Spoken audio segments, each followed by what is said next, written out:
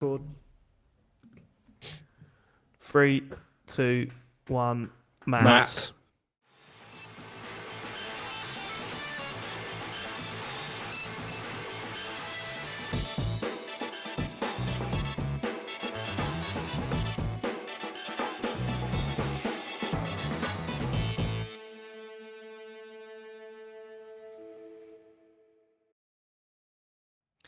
Hello and welcome to the Computer Game Show. My name's David Turner. I am here with James Farley. Hello. Sean Bell. Hello. And returning is Matt Murray. How are you, Matt? You all right? Hello, I'm good. How are you? We missed you, buddy. Yeah, it looks like I missed an interesting one. Yeah. You were on it. I heard you. You were, yeah. Oh, okay. Quite a few times. You were actually on it, along with Zib Zang and John Denton at one point. Leon Cox. Loads of people, star-studded. All the stars were here. Speaking of stars, we'd like to say a big thank you to our Patreon producers for this month. They are Aaron Patrick, the QuickBooks chap, Simon Nelson, Moomin Biscuit, Trans Rights to Human Rights, Dave Ernsberger, Colin Brown, Gasman, Rocketman76, Smooth Monkey, John Tempelli, Jackie Sniper, Sam Higton, Thomas, Stan, Philip with an F, Cutty, Steve Lee, Jack Oven, Grey Dragon Claw, Colin the Car Wanker Smith, Lee Keybottom, My Dog Skip, Dean, Steve the Newt Littler, Evil Mammal, and we've got 2 new Full Nels members. One of them's returning. It's Don Whiskerando. Welcome back to the fold, Don. It's good to see your name again. And I mean, we have got a new Full Nels member, M3 for life. I'm gonna say M3 for life. Thank you so much for going Full Nels. It's written M3. BMW M3? I don't know. I quite like that. Or the motorway. Really loves the M3. I've been on that. Is it any good? Yeah, it's all right. It's a tarmac. Yeah, big old road, yeah. There's a few lanes. Tarmac affair, you could go down. 70 plus, 70 tops. Yeah.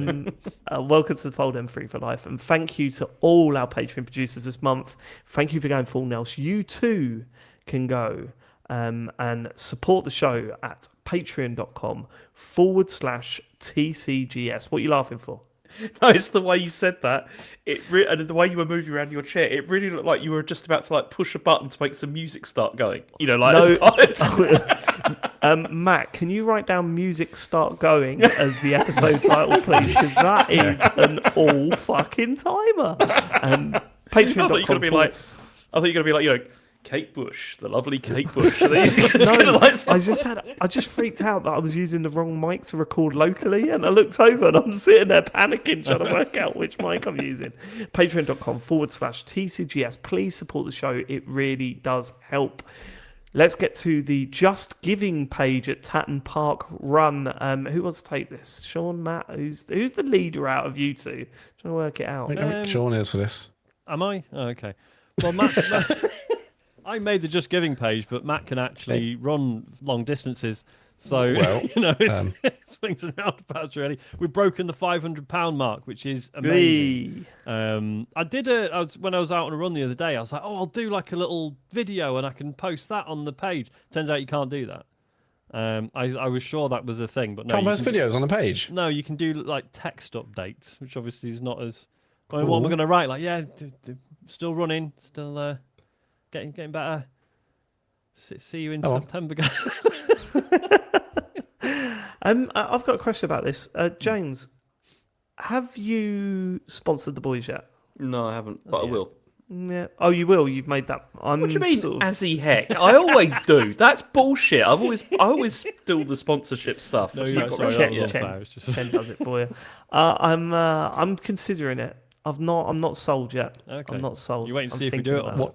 What do you need to know?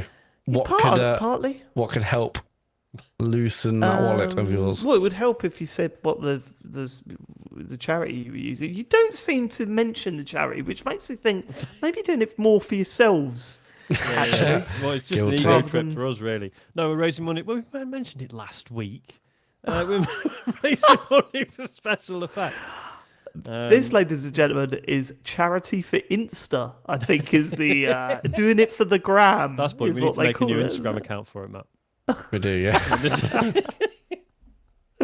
I'm thinking about it. I'm not fully convinced. I'm not committing to that yet. Yeah. So what's the website to go on? Oh right, it's check out our socials. That's what we're saying. Could have called it If you anything go I to wanted. tcgs.co, there's a link to it on there. Yeah. Right, there you go. tcgs.co.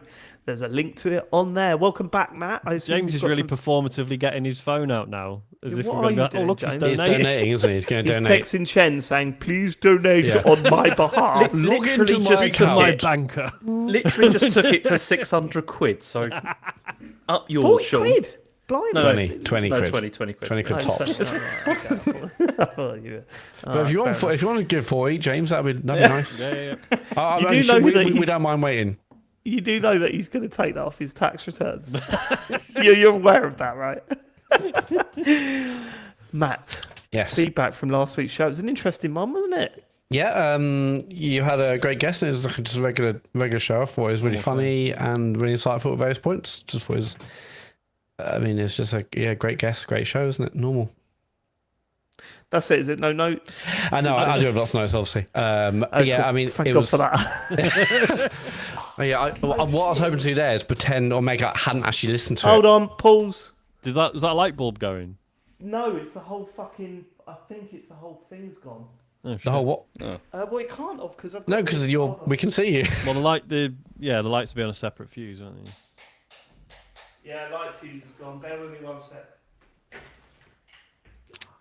Well, you got time now to add another 20 quid to the donation, James, if you want. No, I'm all right. I mean, I think 600 is a nice round number, to go for.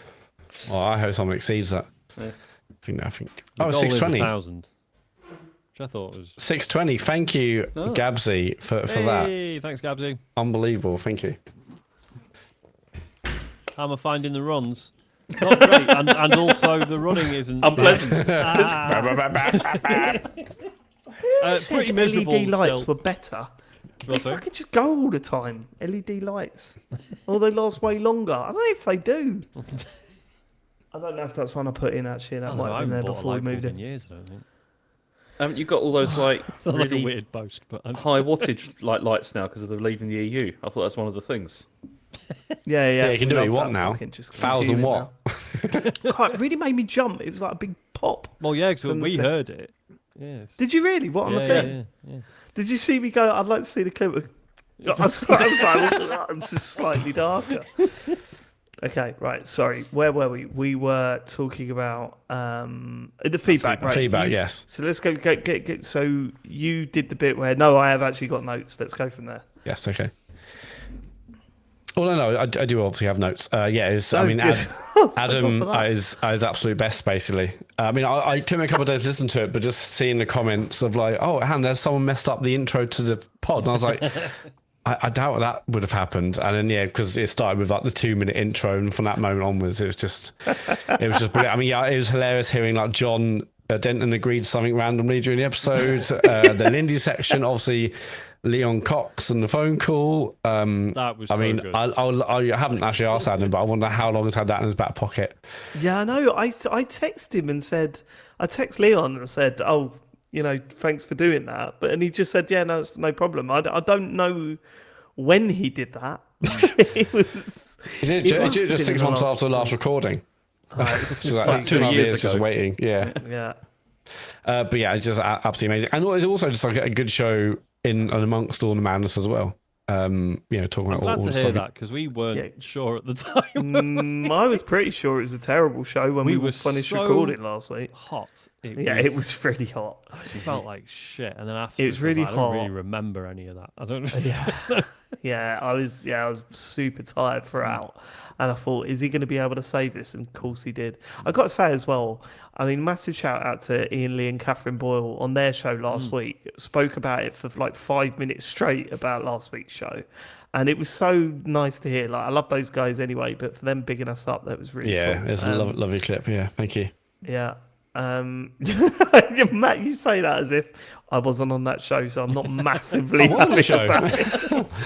Everyone heard me. Okay, fair enough. Have you got any more notes? No, that's it. I mean, it's hard to make a lot of notes when it's just all just kind of bonkers. Also, when I was listening to it, I think it was as I was traveling, so it wasn't even in a note-taking scenario for me. But yeah, I don't remember hearing anything that annoyed me. I'll say that much. Although, I mean, it's hard to be annoyed. It did annoy me. Go on. It didn't annoy me, but I thought, it's called Strava Tattoos for us. I was like, this is interesting. And I was listening to it. I was like, I don't remember actually them saying that. Did you stop at the socials? No. Hang on. No, so I was really close, like messaging you before the social saying. I mean, again, I didn't because I was driving, but I was like, when have I missed the Strava Tattoos bit? And obviously, it's literally the last few seconds of the show. Because I was like, I might have to re-listen to the intro, and they talked about it when they mentioned Tatton Park. But yeah, that's probably the latest the title's ever been decided. I loved it. I forgot to say, if you want to hear Ian and Catherine talk about our show, go to it's a free podcast, Too Many Cats. Ian Lee, Catherine Boyle, Too Many Cats. It's on your podcast players. It's on one of those episodes. But yeah, no, it's really cool to hear. And it's just if there's one thing better than listening to a Capone Adam edit, it's watching the feedback rolling after Capone edit goes out. This is the worst show I've ever heard. This is the best show I've ever heard. This is I'm not listening to this anymore because you put him on. Please put him on every week. It's just wild, the feedback. I think I said to you, there's 2 bits of feedback that I had retweeted from that Blue Sky account. I was like, I want these to stay forever. Cause one that's saying absolutely incredible, chaos, genius. This is, unbelievable history of the shows that you've done. And next one said but the only episode turned off after 20 minutes. So I want to keep them 2 retweets here forever, but also put a new posts because then they're just brilliant. And there's loads of them like that. It's like, as you said, great, amazing, the worst. Why would you do this? Who is this person? Is he real? Yeah. It really was. Ninja points out in the in chat that the Roll Muck thread was funny, and I had to. But I don't post on Roll Muck much anymore, but I had to on this one because I loaded up. There's like a gaming podcast thread on there. I loaded that up and I read it, and I got to the bit after our podcast went out. There was a bunch of people saying whether they liked it or not, right? I counted it. There were 5 people saying they loved it and 5 people saying they hated it. So under that, I just went 5 positive, 5 negatives. That's about right. That is about right. Always 50-50. I should say. Sorry, I cut someone off. Yeah, go on. I was going to say, so for the feedback section tonight, I have taken out the negative stuff. Just because it was borderline quite unpleasant. Yeah, needs to hear that. There was one. I should acknowledge there was one where about a day or 2 later, the same person wrote in again, just basically saying like, "Sorry, don't read that out. I don't." Yeah, but even in that one, the last line was something like, "I just really didn't like it," and I was like, "Don't add that bit at the end." Anyway, right, let's hear what the listeners had to say. Yes, we're going to start with Tom. I was rather puzzled listening to Sean being fine with cars being illegally customised in an odd comparison with a Nintendo Switch, yet he doesn't want to see the British government sort out potholes on our roads. Sean's silence on this topic is frankly deafening. I was driving around East Grinstead at the weekend, Sean. I was driving around East Grinstead and I was going down some of the roads there and there massive potholes. And I was just thinking, Sean must be loving this. He should move to East Grinstead if he... I'll tell you what, I was listening back to this though, and I listened back to your analogy, Sean. I did think that's a pretty good analogy actually that you came up with there. I thought it was a good one. Throw that out there. When this bit of feedback came in, obviously I read like the first. So Dave gets confused when people are nice and agree with him. No, I just know that we're headed towards Gotti season. I'm just aware of it. Oh, that's true. It's always at the back of my mind. Hey, I listened back to that, Sean, and I thought that was great. I did think it was very good. When have we ever done that on the pod? Like, when has that ever been? That's very weird. I thought that's kind of not what we do. I thought he's really nailed that. I'll PayPal you the $5 in a bit, James. Right. Look, when this feedback came in, I laughed because when I first saw like the first sentence, I was just like, "Oh fucking hell, here we go!" And then realised that I think they were joking. I don't. It's not that I don't want potholes to be fixed. Well, because it fucking sounds now. I don't think they're an issue. Yeah. It just makes me laugh that like populist parties, it's like the first thing they see is on, we're going to fix all the potholes. That's all. Because it's a popular thing. That's all it is. Okay, well, that's put to bed now. If you can be less bothered about potholes, you're immune to right-wing grifters. I don't think that's how it works. I think you've totally misunderstood what potholes are and why people don't like them. This is the weirdest take I think you've ever Why do you come think out people with. don't like them, Sean? This is like when James comes out with some horse shit and doubles down every time it comes up again. Sorry, which bit are we struggling with here? All of it. All of it, Sean. All of it. Okay. You want to hear both sides of this whole pothole thing, and I don't think there are two sides. But Potholes are an Sean's just got a problem with big pothole. It's like, you know. Yeah, big pothole, paying for I'm the in the ads. pocket of big pothole. Yeah, Yeah. exactly. I'm in the big pothole. Okay. Okay. Right, next bit of feedback. Alex79, guys, I saved last week's episode for a long drive up and down the M6 to Manchester I had on Thursday. I immediately noticed something was amiss when I skipped ahead 30 seconds and heard the theme song still playing. I thought, that's odd. Maybe it's an accident. And then it happened. You introduced Capone. I cannot tell you how pleased I was to hear Dave utter those words. It made my day. I'm serious, it made my day. Capone is an absolute legend. His edits are always my favourite episodes. Now, I love Kane and Vince. I've been listening since day one, but Leon's guest appearance was done to absolute perfection. And I thought, what a good sport he was, leaning in so far into what was ultimately a complete parody of his own show. Excellently done. So I just wanted to say thanks. You brightened up my boring drive. One more thing. Please, please, please, can someone upload the old episodes of me and him somewhere? I'm sure Capone will have them archived. No, He seems to Capone keep wouldn't have them everything else. archived. Cheers, lads, Alex. No, if there's one person that want to have him archived, it's Capone. I swear he deletes all the stuff I was that going he's to ever say, done. famously, he deletes most of his old stuff. regularly. Yeah. No, it's good. No, it's good to hear that. Yeah, like, and the fact that Leon was on the show really got me excited as well. Oh, that Like, was it just so cool to an have incredible someone. moment. Like, yeah, it's just so well done. Yeah, it's funny because he'd said a little while ago that he was going to play the full the full thing at the start of it, and the other thing what was really good is that like we said, so we've known for about 3 weeks that he's going to be coming on the show again, yeah. something like that, and we said, oh, let's not do it on Twitch, because then that makes the surprise even bigger like when it launches on Wednesday.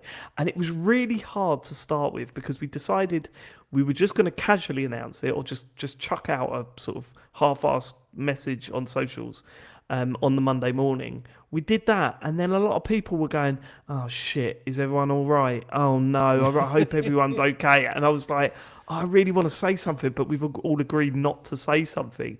And then one person went, yeah, I'm sure they're fine. It's just they want to podcast in the nude because of the heat.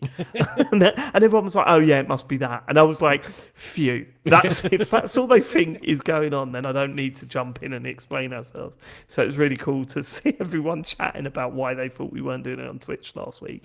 No, we had that planned for a while. So the only problem is we need to chuck in a few episodes where we don't do it on Twitch, because in 3 years' time, when we don't do it on Twitch again, everyone's going to know who's coming on. Oh, yes, we do, yeah. I think it's meant to be 30 degrees again next week. If you do want to do it in the nude. Yeah, well, Matt always wants to do it in the nude. Yeah, James is a never nude. I've always got the cut-offs on. The cut-offs, yeah. Okay, next bit of feedback. Okay, we also got a lot of feedback about the Capone episode, but I'll just keep going through it. Lauren Ipsum, hello folks, a little bit of feedback from last week's show. I was feeling motivated, so I hit the gym early, and I knew I had the pod to get me through a morning workout. That's odd, I thought to myself. Is there always an extended theme at the start of the show? I was a bit tired, so didn't really think much about it, and carried on about my workout.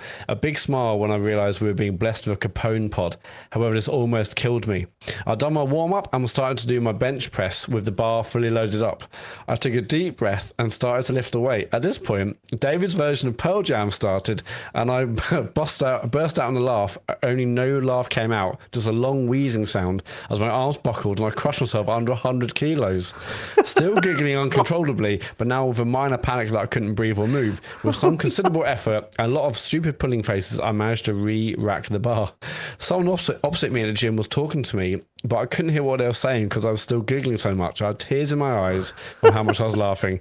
Thanks all for the podcast, especially this week to Mr. Capone. I don't like that. It sounds like a really serious injury because of our stupid fucking podcast. Well, the good news is if they had died, then they never would have written in, so you wouldn't know about it. That's true. True. Or unless the detectives are like, what was you listening to last? That's Yeah. true. Yeah.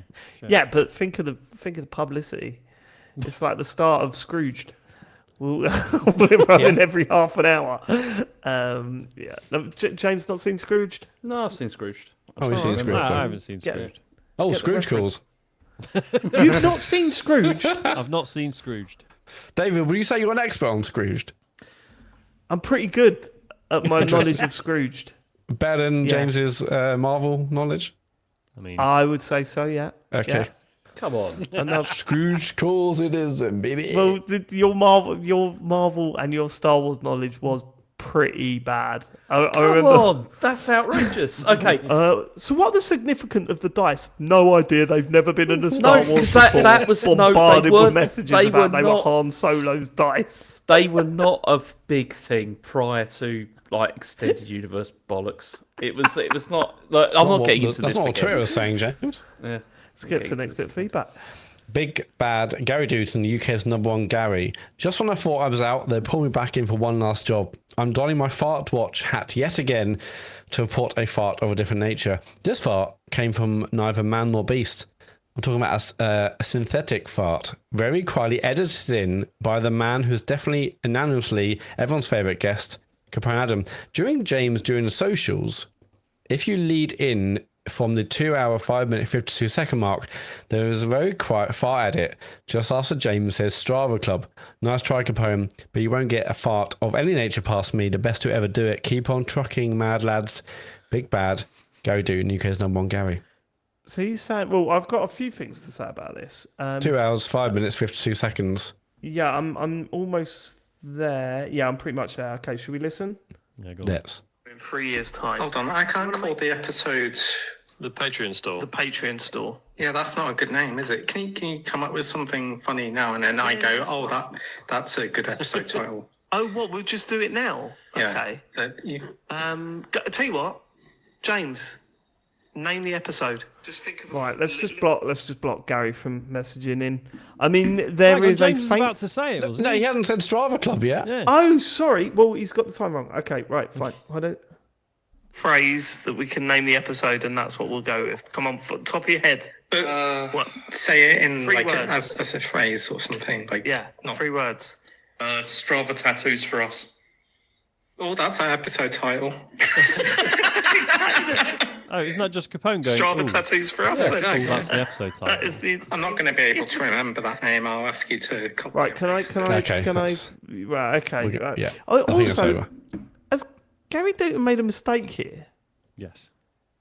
He has. emailing No, in, not yes. just with what he said, Okay. but also, didn't he go under a pseudonym when he was reporting on farts previously, and he's he did, forgotten yeah. and just put his No, name in no. instead? I'm very sure it's been Yeah, I think publicly he's always unmasked used as. Yeah. Yeah, I think he's done. Yeah, this this didn't seem like out of the blue.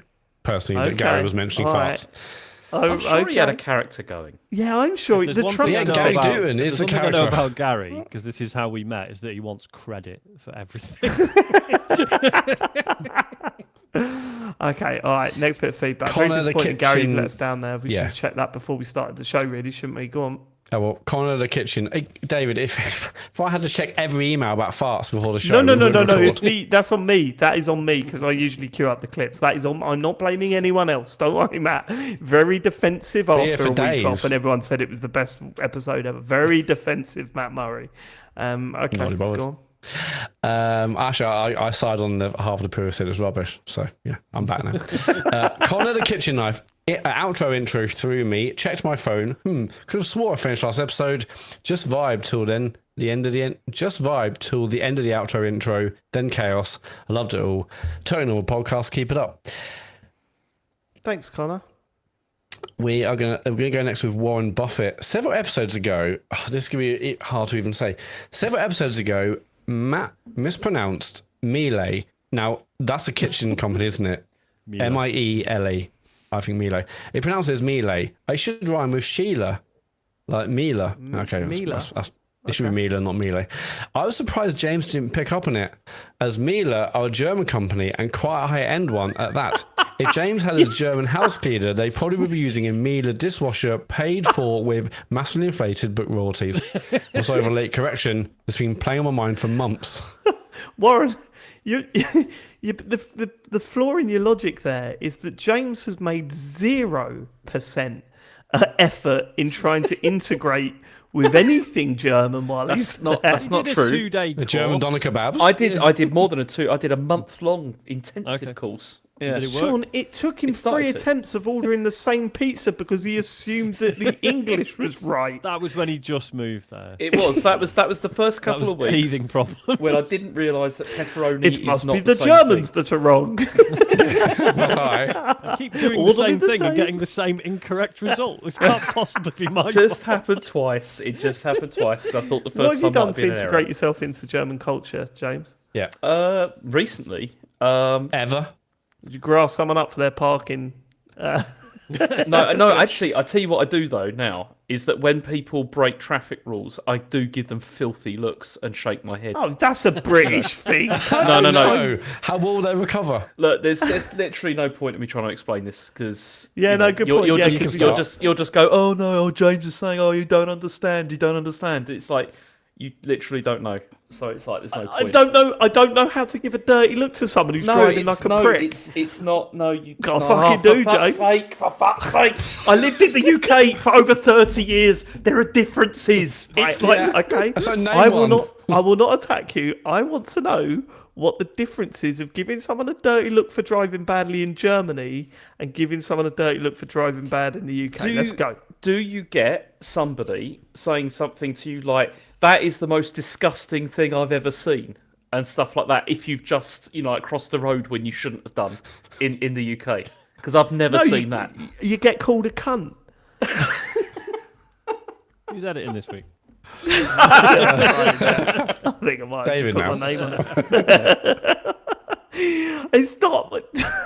No, it's a difference. No, you don't. Oh, I can't. I can't bear this. I actually, literally can't bear this. It's so fucking frustrating. It's What's just frustrating? what's frustrating. No, I don't want to get into this. No, go on, you started now. It's so Yeah, go on. frustrating. Taking the Well, heat off me what's with the frustrating? pothole stuff. So You don't get it, David. When we drive around, we give each other dirty looks. That doesn't happen in the UK. I never said it didn't happen in the UK. It's just it's different here. It's like Okay, stop doing that. Stop drinking your beer like that because fuck you. Because fuck you, another episode title, if you can write that down, Matt. Let's go on to the next bit of feedback. Because fuck it's a you. good one. This. Yes. So, Where were we? Oh yeah, we're going to end with Kurt Lewin. Hi chaps, feedback on last week. Like Capone Adam last week, I also had a revelation about the true meaning of Netflix and chill. I genuinely thought... can I James just check? Is everyone struggling. laughing because they've already read this? Because it is superb. No, I'm laughing. I I'm read it, laughing no. because James has just realised how mental he's just sounded. I know. He's, And also, I was just laughing because I was thinking about you drinking a drink like that. okay, right. Well, they Sorry, can't see Matt. that. So Okay, yeah, like Capone Adam last week, I had a revelation about the true meaning of Netflix and chill. I genuinely thought it just meant a person chilling out watching Netflix. This mistake on my behalf has far-reaching consequences on my life, though, I believe. You see, I'm single and use dating websites, but have limited success. One of the things I make clear in my profile is that I'm scared where this email's going, is that I'm someone who likes to be active and go out doing things rather than being inside all day and evening watching TV. Note, there's nothing wrong with that, just not my thing. So with that being the case, on my profile, I've explicitly stated I'm not the kind of person to Netflix and chill. In hindsight, this seems like a grave error and possibly explains why the few matches I have received have been devout Christians. I wish I was joking. I'm now editing my profile and hoping to see more success. Cheers from Kurt Lewin. That is unbelievable feedback. Oh man, I That mean, is Kurt, probably top 10 ever. I hope things change for you, obviously. But The fucking hell, likes I on laughed at Kurt's profile after this are going to be ridiculous. Yeah, It mate. just needs to Kurt change has so got- it says like, let's Netflix and chill, yeah?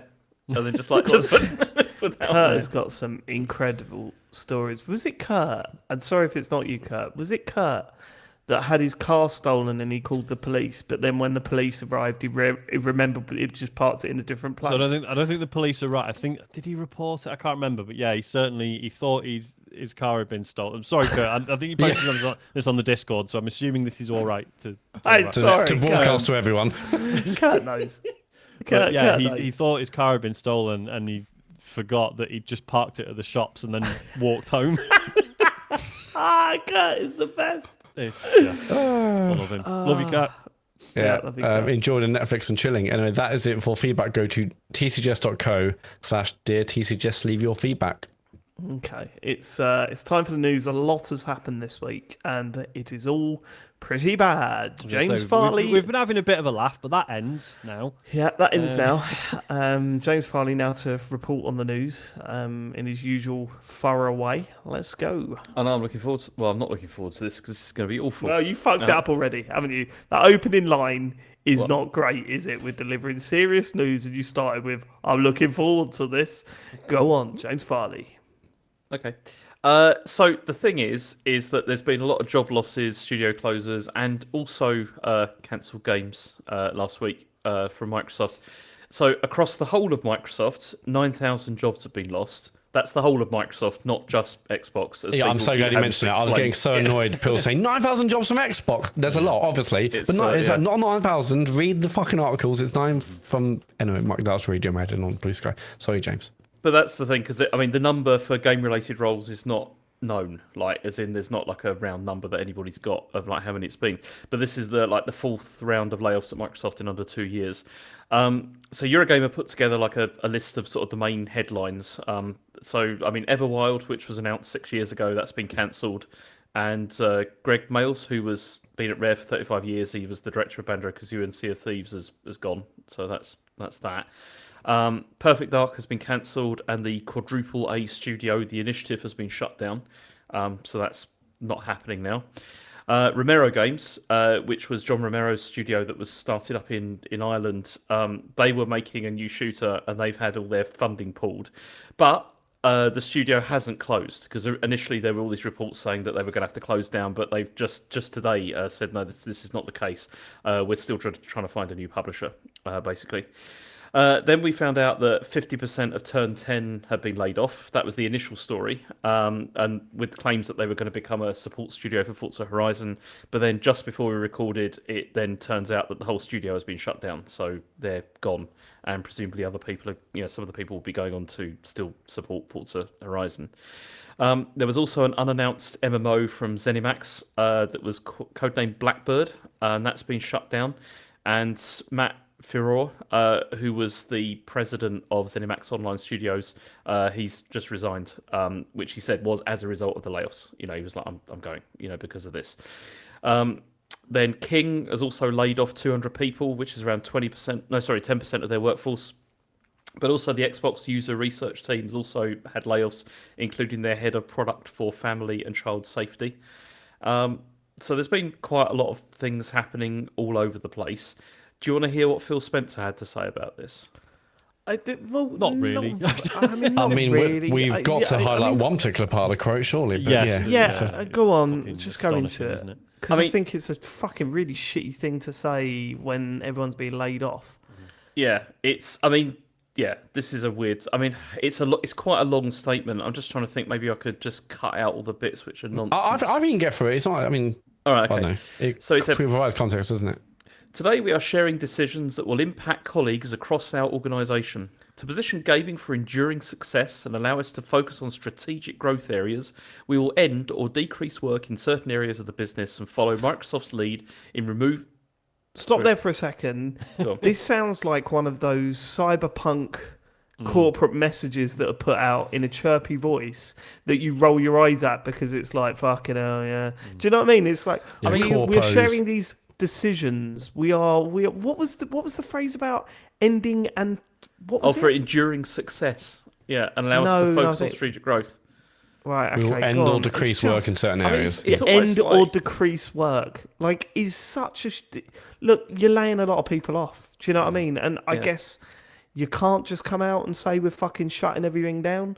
But at the same time, this genuinely sounds like one of those parody sci-fi things where a company is saying horrible stuff in a really light and fluffy way and trying everything not to avoid the real. Probably got horrible. fucking maybe that- Copilot to do it. That's what I was going to say. Maybe it was the prompt on Copilot. Yeah, go on. And then it says, out of respect for those impacted today, the specifics of today's notifications and any organisational shifts will be shared by your team leaders in the coming days.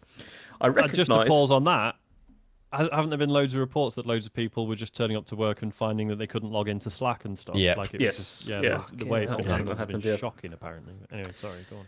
I recognise that these changes come at a time when we have more players, games, and gaming hours than ever before. Our platform, hardware, and game roadmaps have never looked stronger. The success we're seeing currently is based on tough decisions we've made previously. We must make choices now for continued success in future years, and a key part of that strategy is the discipline to prioritise the strongest opportunities. We will protect what is thriving and concentrate effort on areas with the greatest potential while delivering on the expectations the company has for our business. This focused approach means we can deliver exceptional games and experiences for players for generations to come. So, yeah. I think that's probably the bulk of the fact that he can do all that and then say, but we've never been better, never been stronger, more games, more this, more that. I mean, I don't even believe he believes that anymore. Well, I mean, look, I thought it's tough to listen to Phil Spencer talk about this stuff because we've always been a big supporter of Phil Spencer on this show. Over the years, we've liked his approach to talking to gamers. We've liked his vision of what Xbox could be. Ultimately, he's failed here, right? Yeah. Where Microsoft and where Xbox are at the moment with gaming is in a completely different place to where it was 10, 15 years ago. And this was under his watch. He was a big driving force in buying all these studios. He was walking out on stage and announcing, "We've bought these people, we've built this, we've built we this don't know studio." that. He was talking on stage. No, sure, he did do that. We know he talked on stage, but we don't know how much is like being led by Microsoft themselves. I mean, I feel like He was the head of Xbox, Matt. but within part of it. Microsoft, like you can't just like, I'm going to spend 70 billion. Like there has to be this At the stuff end of the day, from if he upstream. was- Microsoft if he would be was the one happy controlling to a lot of walk this. out- Matt, if he was happy to walk out on stage at E3 and announce with a big smile on his face all the studios they've bought, then he's got to take some of the brunt of this without I believe hiding behind I his still, fucking... No, I believe he's responsible, but I also don't believe he's the one that controlled all them purchases because it's a Microsoft thing. I think more than Yeah, of anything. course, Yeah. right? Okay, it's not all down to him, but the fact that he's still there and all these studios are getting shut, that I does believe not that. seem right to me. I believe at that. all. Yeah, that's obviously that's definitely terrible. But I just the whole like him being in charge and leading it all. He may be saying on stage doesn't necessarily mean he's the one that to be No, Matt, but controlling the purse strings. he's got to have been a big part of it. There's no way you're not head of Xbox. I mean, and you're 100% he not was. part of the acquisitions and. I mean, I don't think he's got much control of it now. No. if I'm honest. No. But there's a reason why it's been taken off of him, because the decisions that he made along the way haven't worked, and ultimately his vision of what Xbox could be has failed, and this news is fucking horrible to read, and then for Phil Spencer to come out, I mean, what was it? I just don't want to spoil the next news story, but there's reports that he was not part of Xbox anymore, and he's come out and said, "I'm not leaving Xbox anytime soon." And you want to go, well, loads of people are, and it weren't their choice; it was you. Yeah. You're You a big come part along- of why these studios are getting shuttered. So. Arguing in 10 years, Xbox were in a worse position than they were. So he came in after Matrix, did he? He's probably at Microsoft before that, but in terms of leading Xbox stuff. He's been at Microsoft his entire career pretty much. And But were they in a worse position after Xbox One came out? No, I don't think so. They were selling more of them. Yeah, because this generation they've sold. Well, that's what I said. I worse mean, than we're in a the Series worse X. position now than they've ever been after 10 years of him in charge. it's- I believe it's- we were I better mean, than Xbox One, which is saying a lot. That is madness. It's mad to think that it's come to this. And there's part of me that, as much as I've supported Phil Spencer over the years and I've liked his presentations and his approach to communicating what Xbox was about, it's at times like this where you go, no, you shouldn't be here then, because a lot of people are losing their jobs and you're a part of that problem. And like that's the what thing kills me. Is one of the lines here, which I think is particularly horrible, honestly, is where he says the success we're seeing currently is based on tough decisions we've made previously. Yeah. Which is like basically saying, all the layoffs we've already done, that they were great. And that's why everything's so good. And that's why everything's so good now. And it's just like, I don't know. I find that really a weird, weird sort of thing to say. Shall I continue? Because there's still a little bit more. So he says, prioritising our opportunities is essential, but that does not lessen the significance of this moment. Simply put, we would not be where we are today without the time, energy and creativity of those whose roles are impacted. These decisions are not a reflection of the talent, creativity and dedication of the people involved. Our momentum is not accidental. It is the result of years of dedicated effort from our teams that I'm now sacking. It's Your like momentum's slowing down, and I don't think those people give a shit once they've been sacked. Yeah. I don't think they're They have no looking for a momentum. job currently, thinking, but at least I've made Microsoft do, Yeah, Phil said at least they got Microsoft Blizzard. momentum's really good because of me, Yeah. so that's all right. It's I'll just just starve. there's a little bit more. just so shitty, isn't it? It's so shit. Go on. Then he says HR is working directly with impacted employees to provide severance plan benefits, in brackets, aligned with local laws, including pay, healthcare coverage and job placement resources to support their transition. Employees whose roles were eliminated are encouraged to explore open positions across Microsoft Gaming, where their applications will be given priority review. Thank you to everyone who has shaped our culture, our products and our community. We will move forward with deep appreciation and respect for all who have contributed to this journey. Which is, and then there's the stuff about brackets aligned with local laws. Yeah, like those laws are not as tight in America as they are No. here. And just the idea that job placement resources to support their transitions. Like, you're letting go of 9,000 people. You're telling me they're all going to get a fair shake at being helped to find more work. It's ridiculous. Well, that's the other thing, isn't it? It's going to be so hard to find work out there. It just won't exist. There's just Yeah. and also because Microsoft have bought up all of these studios, all these publishers, all that kind of thing. There's a much smaller pool now, presumably, of of available opportunities. And so also Matt Booty had some stuff to say about this. He said, we have made the decision to stop development of Perfect Dark and Everwild, as well as wind down several unannounced projects across our portfolio. As part of this, we are closing one of our studios, The Initiative. These decisions, along with other changes across our teams, reflect a broader effort to adjust priorities and focus resources to set up our teams for greater success within a changing industry landscape. We did not make these choices lightly, as each project and team represent years of effort, imagination and commitment. And then the big thing that sort of, not big thing, but the thing that broke after that was there was this Xbox Game Studios publishing executive called Matt Turnbull, who then went on LinkedIn and suggested that staff should use generative AI to help them find a new job. Where he gave all these instructions of these are some prompts you might like to do to help you to find a new job. And which people were just this is a bit tone deaf at this stage with this. I mean, so the games, Everwild, I'm obviously sad, not entirely surprised. Obviously, it's been so long since we saw anything from it. What we did see, it wasn't clear what the game was. Which doesn't mean that it's okay that it got cancelled. No, that's not what we're 100%. saying. Yeah. And they were saying that Phil, I think over the last 3 months, has been there saying, really excited to see the progress on Everwild, and then so people were saying, so he didn't know it's just been a rather quick thing, maybe in the last 3 months they made a decision, because you wouldn't publicly say, I've just visited the team, they're cooking up some great stuff, or whatever he said, for then just by the way. Well, it was the same thing with that MMO as well that they cancelled, because there was all those reports saying that he'd been there at the studio and they were like, he couldn't tear his hands off it, and they all said it was amazing and to everything. take the controller off him because he wasn't paying attention to the meeting or something. He was and then canned it a couple of days later. Which is yeah, like, and it's because that would be a cute little story, wouldn't it, if it wasn't for the horrible context around it? Yeah. I mean, Perfect Dark. Obviously, we knew that was troubled for some time, but then last year we saw that footage of it. Yeah, it looks awesome. People were going back and forth saying, well, that was obviously all fake. Whereas,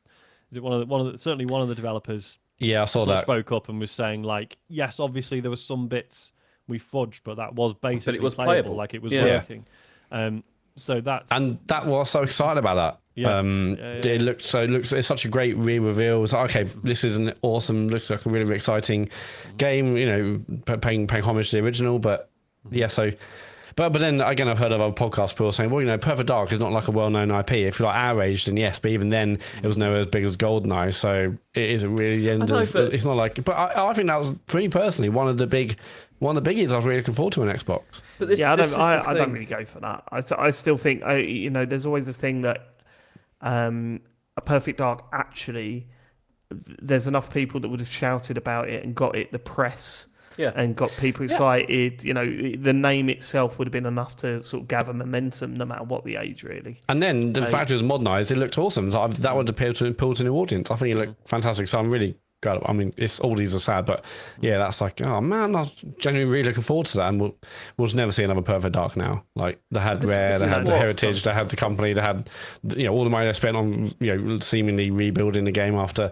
alleged production or, you know, development issues, and that's it. Now we're just not going to see it, are we? That's what sucks about all of this.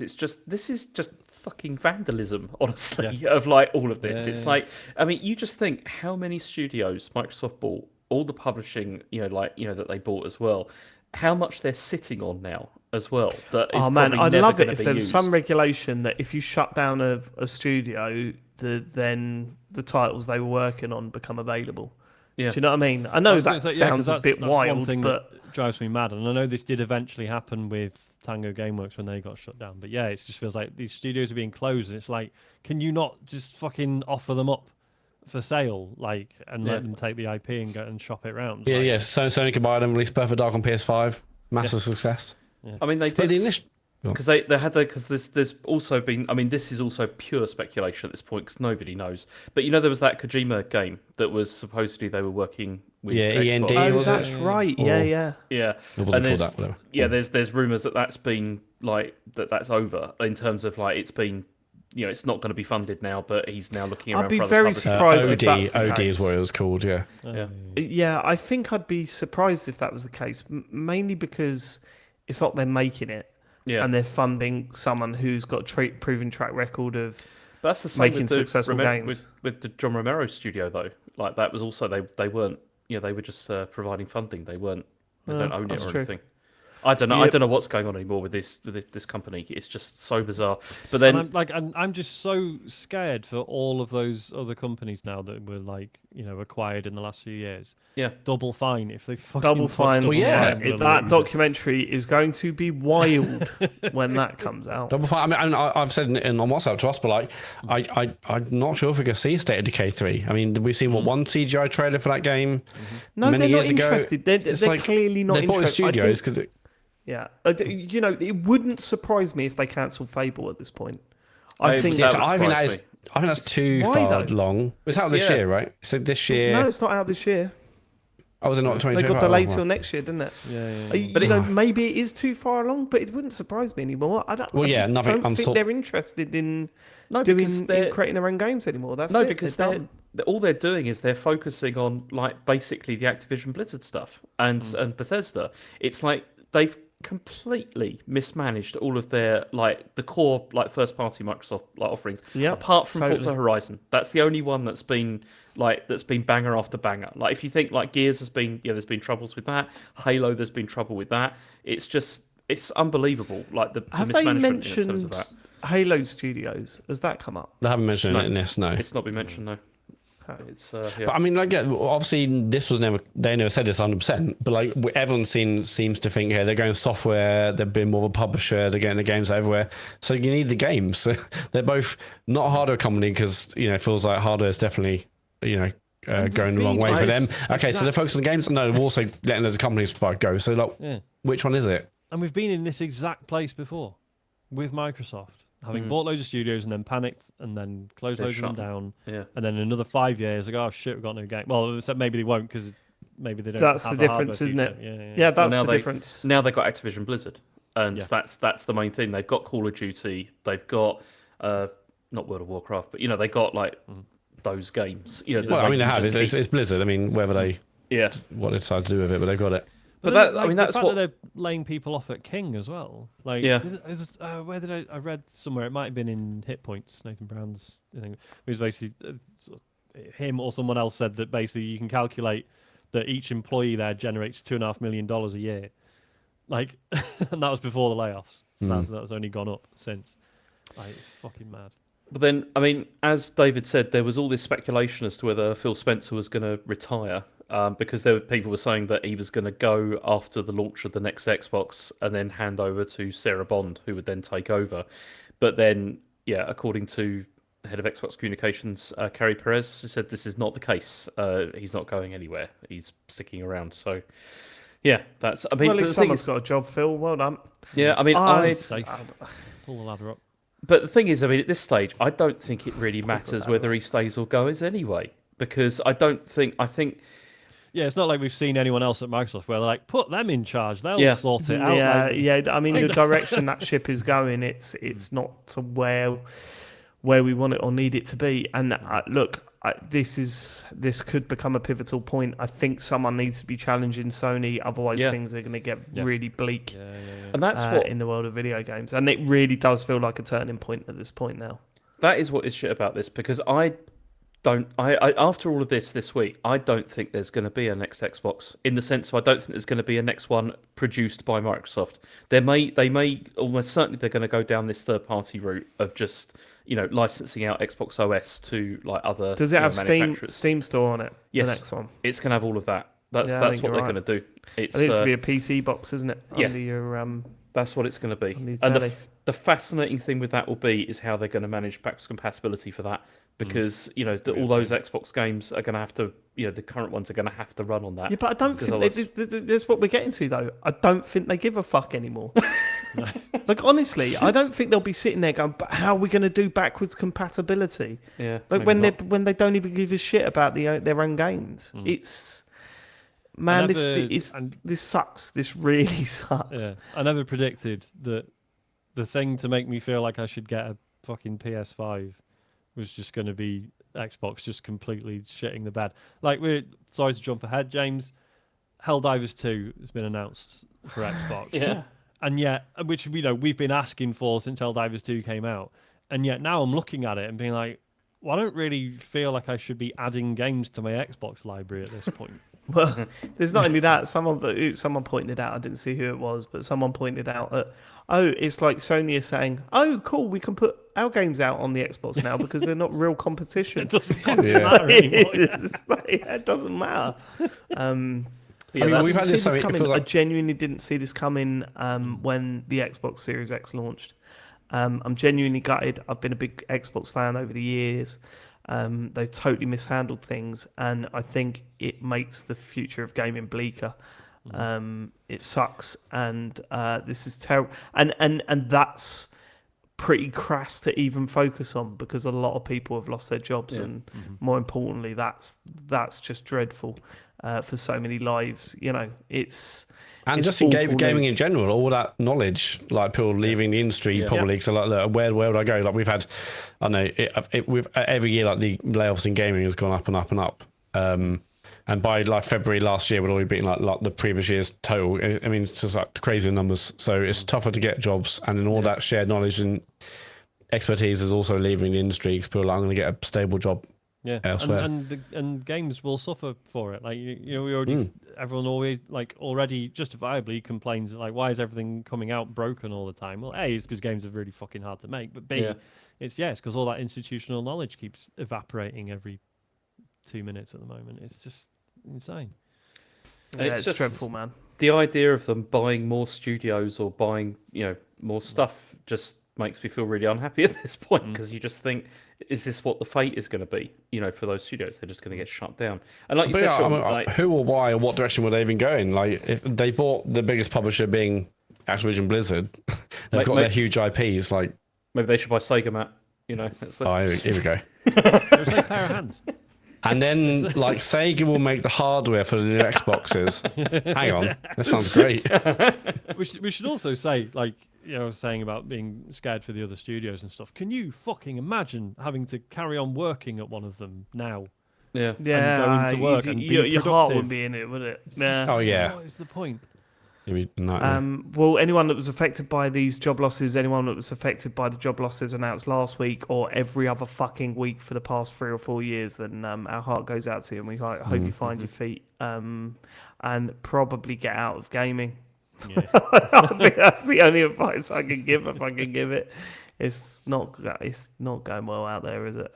It feels like we've had loads of these inflection points. Like this is a big moment. My Xbox doing this. This is, and sure it's the end, but they keep going. But this really feels It's the like first okay, time that I come sit on. back and go, no, genuinely, I'm worried about the future of the medium that I love. Like genuinely, it's not me being dramatic or whatever. I'm genuinely worried about where we're going, which is weird in a year where there's been so many good games released.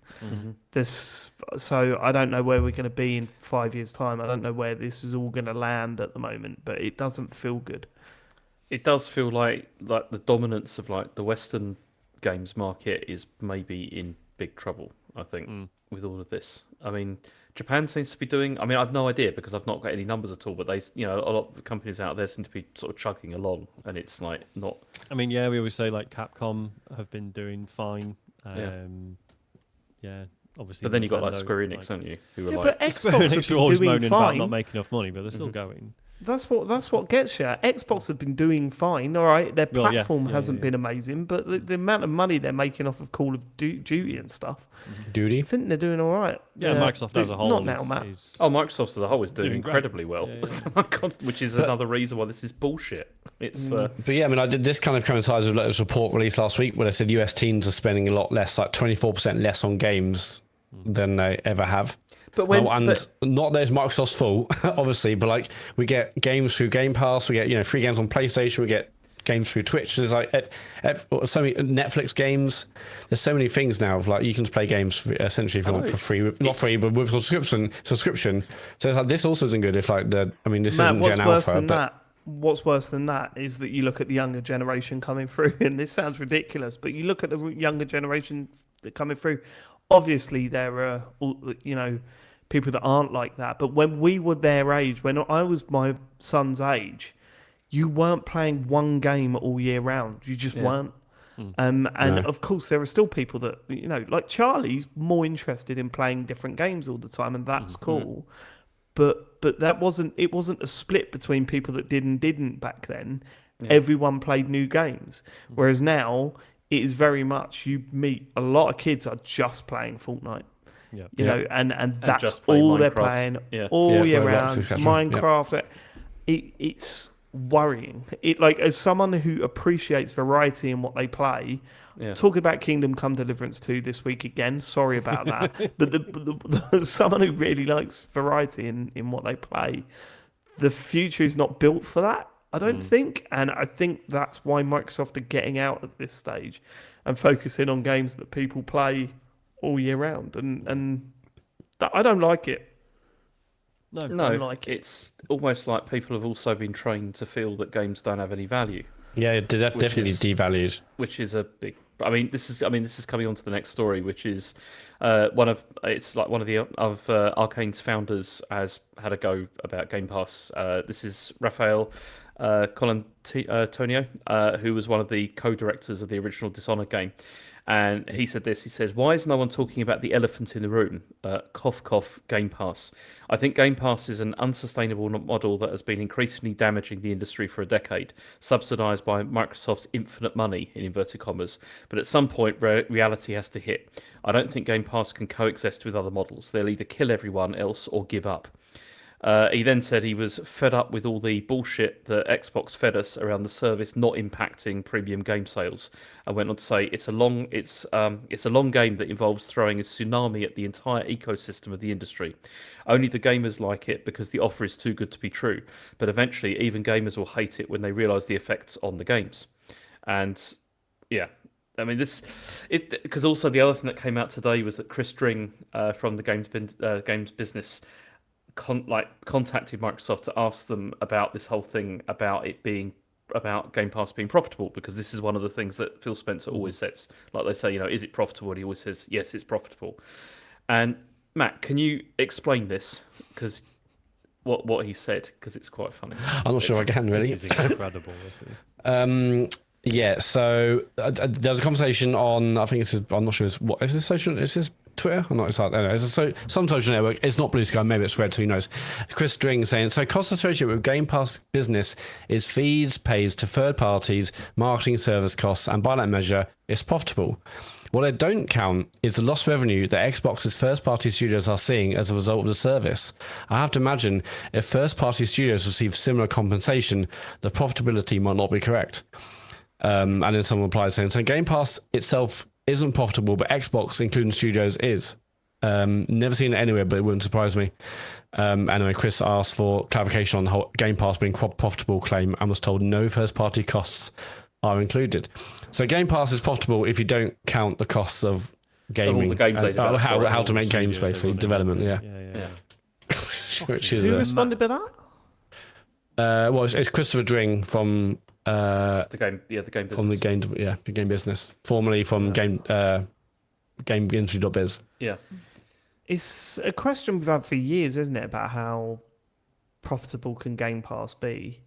I think when the Game Pass subscriptions plateaued, which, you could tell when that happened because they stopped reporting numbers. Yeah. I think that's when you go, oh, did they expect it to be even bigger? Their focus was on cloud gaming. They went on these focus on cloud gaming, and that makes sense if they want everyone on Game Pass, that you could play on the cloud wherever you are. Because stop me if I'm wrong, cloud gaming is just not how people want to play games, right? Not yet, it's not, no. Because it's just but not... we've been saying not yet, it's not since OnLive. I know, but it's... Okay, but connections have improved since then. Yeah, like, and it's significantly. way better. And it's a lot better, but it's still not way there. better. There's Yet been still games I've nobody played. wants to do it. It's still not or there. not enough people want to do it. Yeah. It's like I'd use it at a push, but I'd rather not. Is the thing, it's like, and that's and that's not going to change like anytime soon. This is what I'm saying. I think their focus was on try and get Xbox on everything. That will push subscriptions. And I don't think people want to play games that way.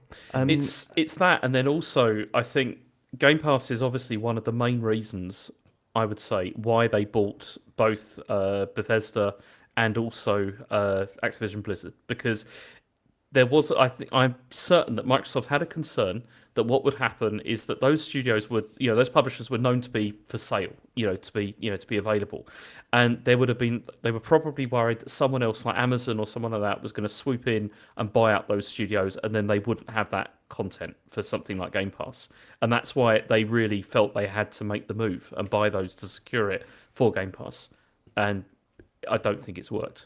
I think you've just ended up with a massive load of liability that they're still trying to deal with.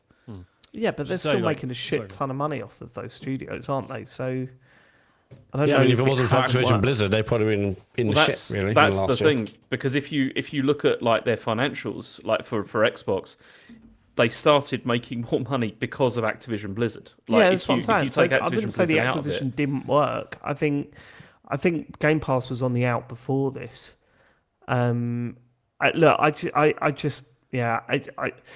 I could see the direction they were going. I think they were too far gone before they could pull back, and now we are where we are. And Game Pass is a big part of their vision that didn't work out, or doesn't seem to have worked out. I mean, see, I strongly feel that there are two things in this industry that have really badly damaged things over the last 10 years or so. One is free to play, which I really think has damaged things massively, and also subscription services as well. I think both of those things have really damaged like how valuable people see games, and how important they see them as being like a something, a part of culture and stuff like that. It's ended up with things being so throwaway and so sort of like I'm not going to bother unless it's free. That's not. I do think it was inevitable, though. I think free to play was inevitability. I don't. There's always a race to the bottom, wasn't it, to get as many people in the door. And that's the problem. As you said, Matt, it is a race to the bottom, and it's been. I just think it's been a negative. There's two separate issues there. I mean, free to play isn't great, but I don't necessarily think that devalues games, because I think actually people think, oh, I'm buying a game versus it's a cheapie or crappy little free to play thing. I think if anything, that shows the value of real games. But it's this whole, all these games are free. I'll wait till it's on sale because game. I mean, I haven't looked at the numbers whether game sales are actually going down. I mean, hopefully someone's done the research. I'm sure they have. But is global software actually going down, or is it just the value of what we see as games going down? Well, this is what's interesting about the Xbox stuff is because like Xbox / Phil Spencer were like, no, like Game Pass actually makes game sales go up because it brings. Yeah, I don't know if I believed any of that. Well, no, that's what I mean. I think we can safely say that's probably bollocks now. It may have once been true, because we didn't just hear it from Phil. I think certain genres it might work really well, but yeah, I'm pretty sure Mike Rose talked about Descenders, and he's like, no, Game Pass was great for us because it was essentially a marketing tool and we got paid. I'm not quoting him. I'm just, it's a general gist of what he was saying. But I think it's a lot like what we used to see with Steam sales, where Valve were like, hey, look, if we sell Team Fortress 2 for £2 for a week, not only do so many people buy it that we make more money than we were doing beforehand, but also once it goes back up to full price, there's still a tail on it because everyone's talking about the game again and more people buy it. So, and that was really fascinating, but that only lasted a couple of years, and that's why you don't see those Steam sales anymore, where it's like, holy shit, everything's a pound. Yeah. It's all of these things. It's quite, because it's the same with Apple Arcade as well. When that started, there was the usual thing of massive investment. You had money being given to studios to create stuff, so it's all gone in there. And then it seems that these companies obviously realise, oh, this is actually a money pit. That's we're not going to be able to make the amount of money back that we're hoping to out of these subscription services. So they gradually just dry up, basically. But the one thing that I find interesting, I do agree with you, James, that certainly games for service games, what I was saying about Fortnite and kids coming through playing games today, which makes us sound like grumpy middle-aged men, but that's what we are. Deal with it. When you look at Sony and Nintendo's model, and you would agree that they're pretty successful in what they do, they're not doing that. They are releasing games, and if anything, they're making their games more expensive and not cheaper. Yeah. And then they're succeeding on that business model. So that kind of counters that point. You look at Animal Crossing, how much money that made for Nintendo. I'm sure Donkey Kong next week will rake in loads of money for Nintendo as well. And then you look at Sony; they're releasing some of the most successful and profitable games out there. Although there's a little bit of there's been that's a wobble, not necessarily true. There's a little bit of wobble. There's been suggestions to say the first Spider-Man game actually didn't make them that much money, and there's stuff like that. But they seem to be doing all right. It's Microsoft that focused on subscription that seems to have failed. So I don't know where we're going in the next 5 years. I think we've sort of chewed this over for a long time, and I think maybe it's time to move on because we're starting to repeat ourselves a little bit. Yeah, I mean, I thought that when I listened to your stories, I was like, we have said this loads, but yeah, and we'll keep talking about it sadly because it'll still keep happening. We should quickly say that they basically said that part of this cost saving is so they can put more money into AI, which. Because this is just their desperation for Copilot to be, because obviously they're all looking at how Google dominated search, right? And now Google is what it is, and now they're like, right, this is the new thing. Obviously Google are having a go, OpenAI are having a go, a bunch of other companies. So Microsoft are just desperate to win this race because they think it's going to be what defines the next 10, 20 years of. Yeah, and Satya Nadella is absolutely obsessed with this. It's all he ever talks about, and the amount of money is eye-watering that Microsoft are already putting into this. And I mean, there's all those reports where they're saying that they are being workers are being forced to use it. They're saying, you have to use this in your job and stuff like that. And I'm sure, I mean, obviously we have no idea, but I'm sure all that is going to trickle down into the game development as well. I mean, there was a story just after this happened where apparently, like, because Microsoft had invited indie developers to talk about how they could use AI for their for their games and stuff like that. So that's going to be, I think, a big focus of theirs, but we don't know yet. But that's just speculation. What? Just last point, I guess, Mike, is like obviously Microsoft had to do this because they got so destroyed in the Xbox One era. That's what they had to, I feel like, go a different direction, different path, and they still ended up in this position. I don't think they did have to do this. I feel like they've had to do some kind of really consumer friendly things to be like, oh, good guy Microsoft again after being burning everyone with Xbox One, and so obviously it's like a sliding doors moment. I mean, wonder where it would be if they had just stuck to their guns and released £60-70 games and not done subscriptions. I think I'm going to say they'd probably be, we obviously never know, but probably in a better position if they just stuck to like traditional consoles, traditional releases, and see where they are. But because they've got the IPs, they've got all the stuff now, but the audience just moving on. Okay. I mean, the next story we've already kind of talked about, which is that Helldivers 2 is coming to Series X and S in August. Which 1 week ago would have been cause for celebration. Yeah. Yeah. I mean, it still is for you, Dave, right? Because this means I've your wanted mates this that for you play ages. with I've got my mates all play on Xbox. They don't play on PlayStation. I've been raving about Not for this. long. They all are up for this. Have Sorry, they Matt? confirmed if it's I said not for long. progression? Playing on Xbox, I went. Sorry, what was that, Sean? Yeah, I'm no, just I saying got if they it. Thanks. confirmed if it's got cross progression yet, because that's a big and No, that's. Look, at the end of the day, I'll start again if I have to start again. But I'm hoping it's got. They haven't confirmed whether it's got cross progression. But I will be playing that game a lot. It says there's cross play, but nothing about progression yet. okay. Yeah. So it's fingers like- crossed. Yeah, it's going to be £35, and it's the first like Sony published game on Xbox. Because Well, before here's that, something. Do you need? Are they going to try and do what they did on PC?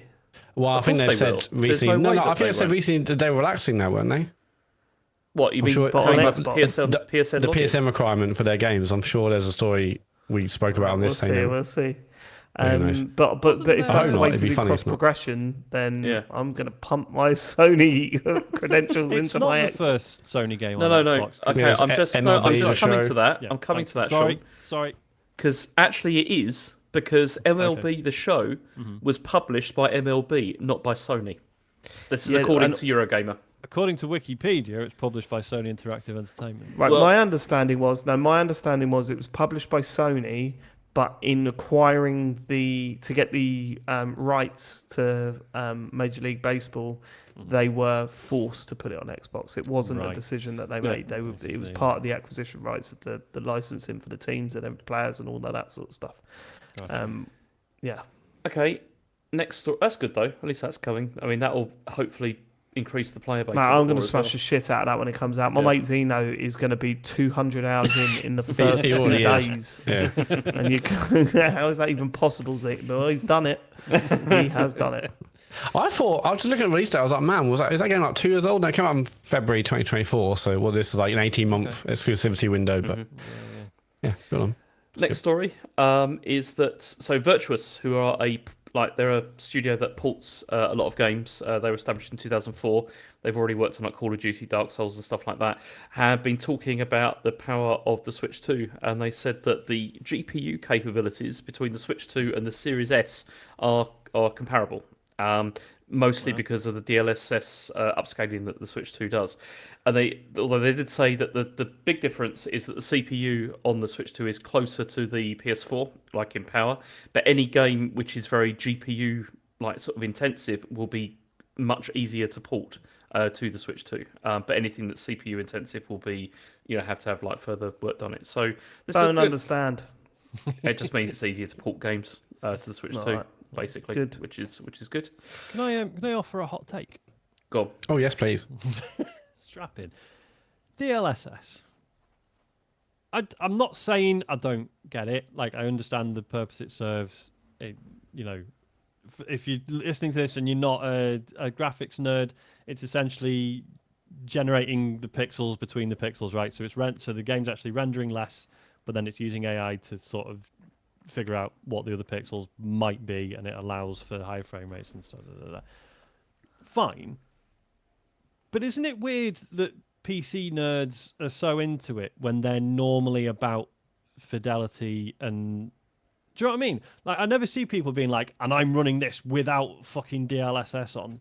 Because it does look a bit worse. Yeah, but they like the frames to say, oh yeah, 4K at 300 frames. It fascinates me. Like, there isn't a culture of people who are like, no, fuck DLSS. I run everything natively at 8K because my rig was $6,000 or what. Do you know what I mean? I don't know. Yeah, maybe that is a subculture somewhere. Start, I bet it will be. Arguing about that, I just thought go to another room.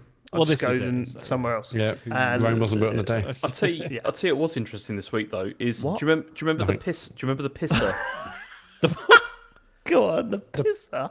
You know when they announced PSR. the PS5. I thought you said the pisser. I was like, that was a nickname for you on a night out. Go on. Yeah, so the PS5's version of like DLSS has been it's going to be replaced with AMD DLSS. They announced it this week. It's going to get so which should hopefully mean better quality, but I don't know. All right. I should say, Evil Mammal in the chat says, "Trust me, there's a group of people exactly like that." Cool. Yeah. Well, there's a group of people that are exactly like everything. That's the scary thing. That's the problem, isn't it? Yeah, you can make up any person, and it's like, oh no, they're real somewhere. Oh, there's people that want to walk on their hands instead of their feet all the time. 100%. 100%. Channel 4 documentary coming soon, baby. Like, if you watch a film or play a game and you're just like, this is the shittest thing I've ever come across. It's someone's favourite. Oh my God. Right. I listened to, there was Josh Homme was on Mark Maron the other day. And Josh Homme came out with the greatest quote I've ever heard in my life. Mm-hmm. He said, music, this is cringe to talk about on it, but whatever. Music can never be wrong. If you find a song you hate, I'll show you 300 people that would die for it. And I was like, you're so fucking right. Mm-hmm. That's how the Cheeky Girls existed. There we go. Probably the same with podcast edits as well, actually, if you think about it. Not referencing anything. Last news story is that Neil Druckmann is moving away from the Last of Us TV show to completely focus on game development.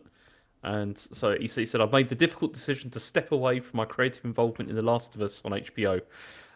With work completed on season 2 before any meaningful work starts on season 3, now is the right time for me to transition my I thought they'd already filmed season 3. This is really weird. No, I mean, they don't really confirmed it towards the end of, I think maybe the start of season 2, but yeah. Yeah, but there was no way there was not going to be a season 3 because season 2 is half a story. Oh yeah, of course. Season 2, they just stop it without even going into anything. Yeah, there was always going to be it, but they're making another marketing beat to say we've confirmed that season 3 is happening. I mean, this makes sense. Does it? I always thought Neil Druckmann felt like someone that would rather be in a HBO television series and now he's stepping away from it. I mean, he's got the expertise and the pedigree, so it makes sense for him to stay at the studio doing his job and making sure the next game is as good as Last of Us and I guess Uncharted. But I mean, it'd be interesting to see where the show goes from that. I mean, I think it'd be wild if it's just totally different. They've laid the groundwork. I'm sure won't be too different, but it's interesting. We found a cure. And then the rest of it is them just like in a city, like a bow, bow, bow, bow, bow. Yeah, like a montage of Ferris wheels and arcade games. I forgot you love the Ferris wheel in games. I forgot that was a big thing. Do we mean Ferris wheel or do we mean? Okay. Carousel. Are we done? Yeah, we're done. We're done with the news. Farley, thank God for that. We have. We'll get into what you've been playing. I want to talk about Death Stranding because we barely got to talk about it last week. James, have you played much more?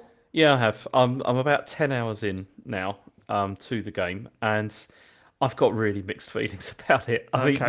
Before we go there, Matt, how far in are you now? Yeah, I'm about 10.5 hours in. Excellent. I'm really interested to hear you guys talk about it. I'm going to sit back. I mean, so what happened to me is, last week how I said that there was a good balance between cutscenes and gameplay. That ratio was quite good. I was full of shit on that because I hit the parts where that is not the case. And although they are interesting sometimes, the pacing is really sort of like leaden. Like throughout, and it's just really slow, and it's so heavy on the exposition. but then also it's that kind of exposition where it continuously throws up more questions than answers, and also just random new stuff that you're just like, oh, I'm gonna have to read up about this now, because it's like, because it they have like, this little sort of is it called the corpus? I can't remember. Yeah, corpus is like the kind of, you can catch up on the story and things you've learned and dialogue and all sorts. And you kind of have to do that like pretty much constantly, because it's just throwing out new things like constantly, which I don't know, I wasn't enjoying so much. But it's also the way that they stack them, like from it's that thing where you start. Sorry, it's that thing where what happens is you're playing, then a cutscene happens, and you're like, okay, that's done now. I can get on and do something else. And then it's like, no, I can't, because I walk a little bit further and there's going to be another one, which is going to go on for quite a long time as well. There is one quite nice touch, though, that they have, which is that if you pause one of the cutscenes, there is a progress bar to show you how much is left, which is quite helpful. That's very nice, yeah. Yeah. It's that's quite nice. But the reason I say I feel mixed about it is because the actual gameplay, I'm really largely quite enjoying, like the exploration, getting around, largely because of the atmosphere, which is incredible. Like, I'm in Australia, and it's so well constructed, like the environment, and also like I've got to the point where I've got like a music player as well, and so it's so nice to be like cutting across like these like hills and mountains and stuff with like just your headphones in, just like listening to something, carrying your luggage. There's something really relaxing about it, honestly, which I'm kind of really enjoying. On that, James, like, because I haven't got the music player yet, I've obviously had loads of these moments like you did in the first game where you would, maybe you're about to embark on a new location, a new area, and like the camera pans back and you see the name of the song starts playing, see the name of the artist and the record label. On your music player, are they? I guess you're just getting like a limited number of tracks, and you're unlocking new tracks as you progress through the game, right? They're not giving you the whole album up front. No, they give you. I mean, yeah, they're just tracks, and you get quite a lot, like to begin with, and you can set up playlists, and you can shuffle them. The whole thing. It's quite nice. Like the way it's designed is quite nice. I'm still finding like some of the UI stuff is, and also the fact that they don't explain. There's so like Matt, do you know how to build roads?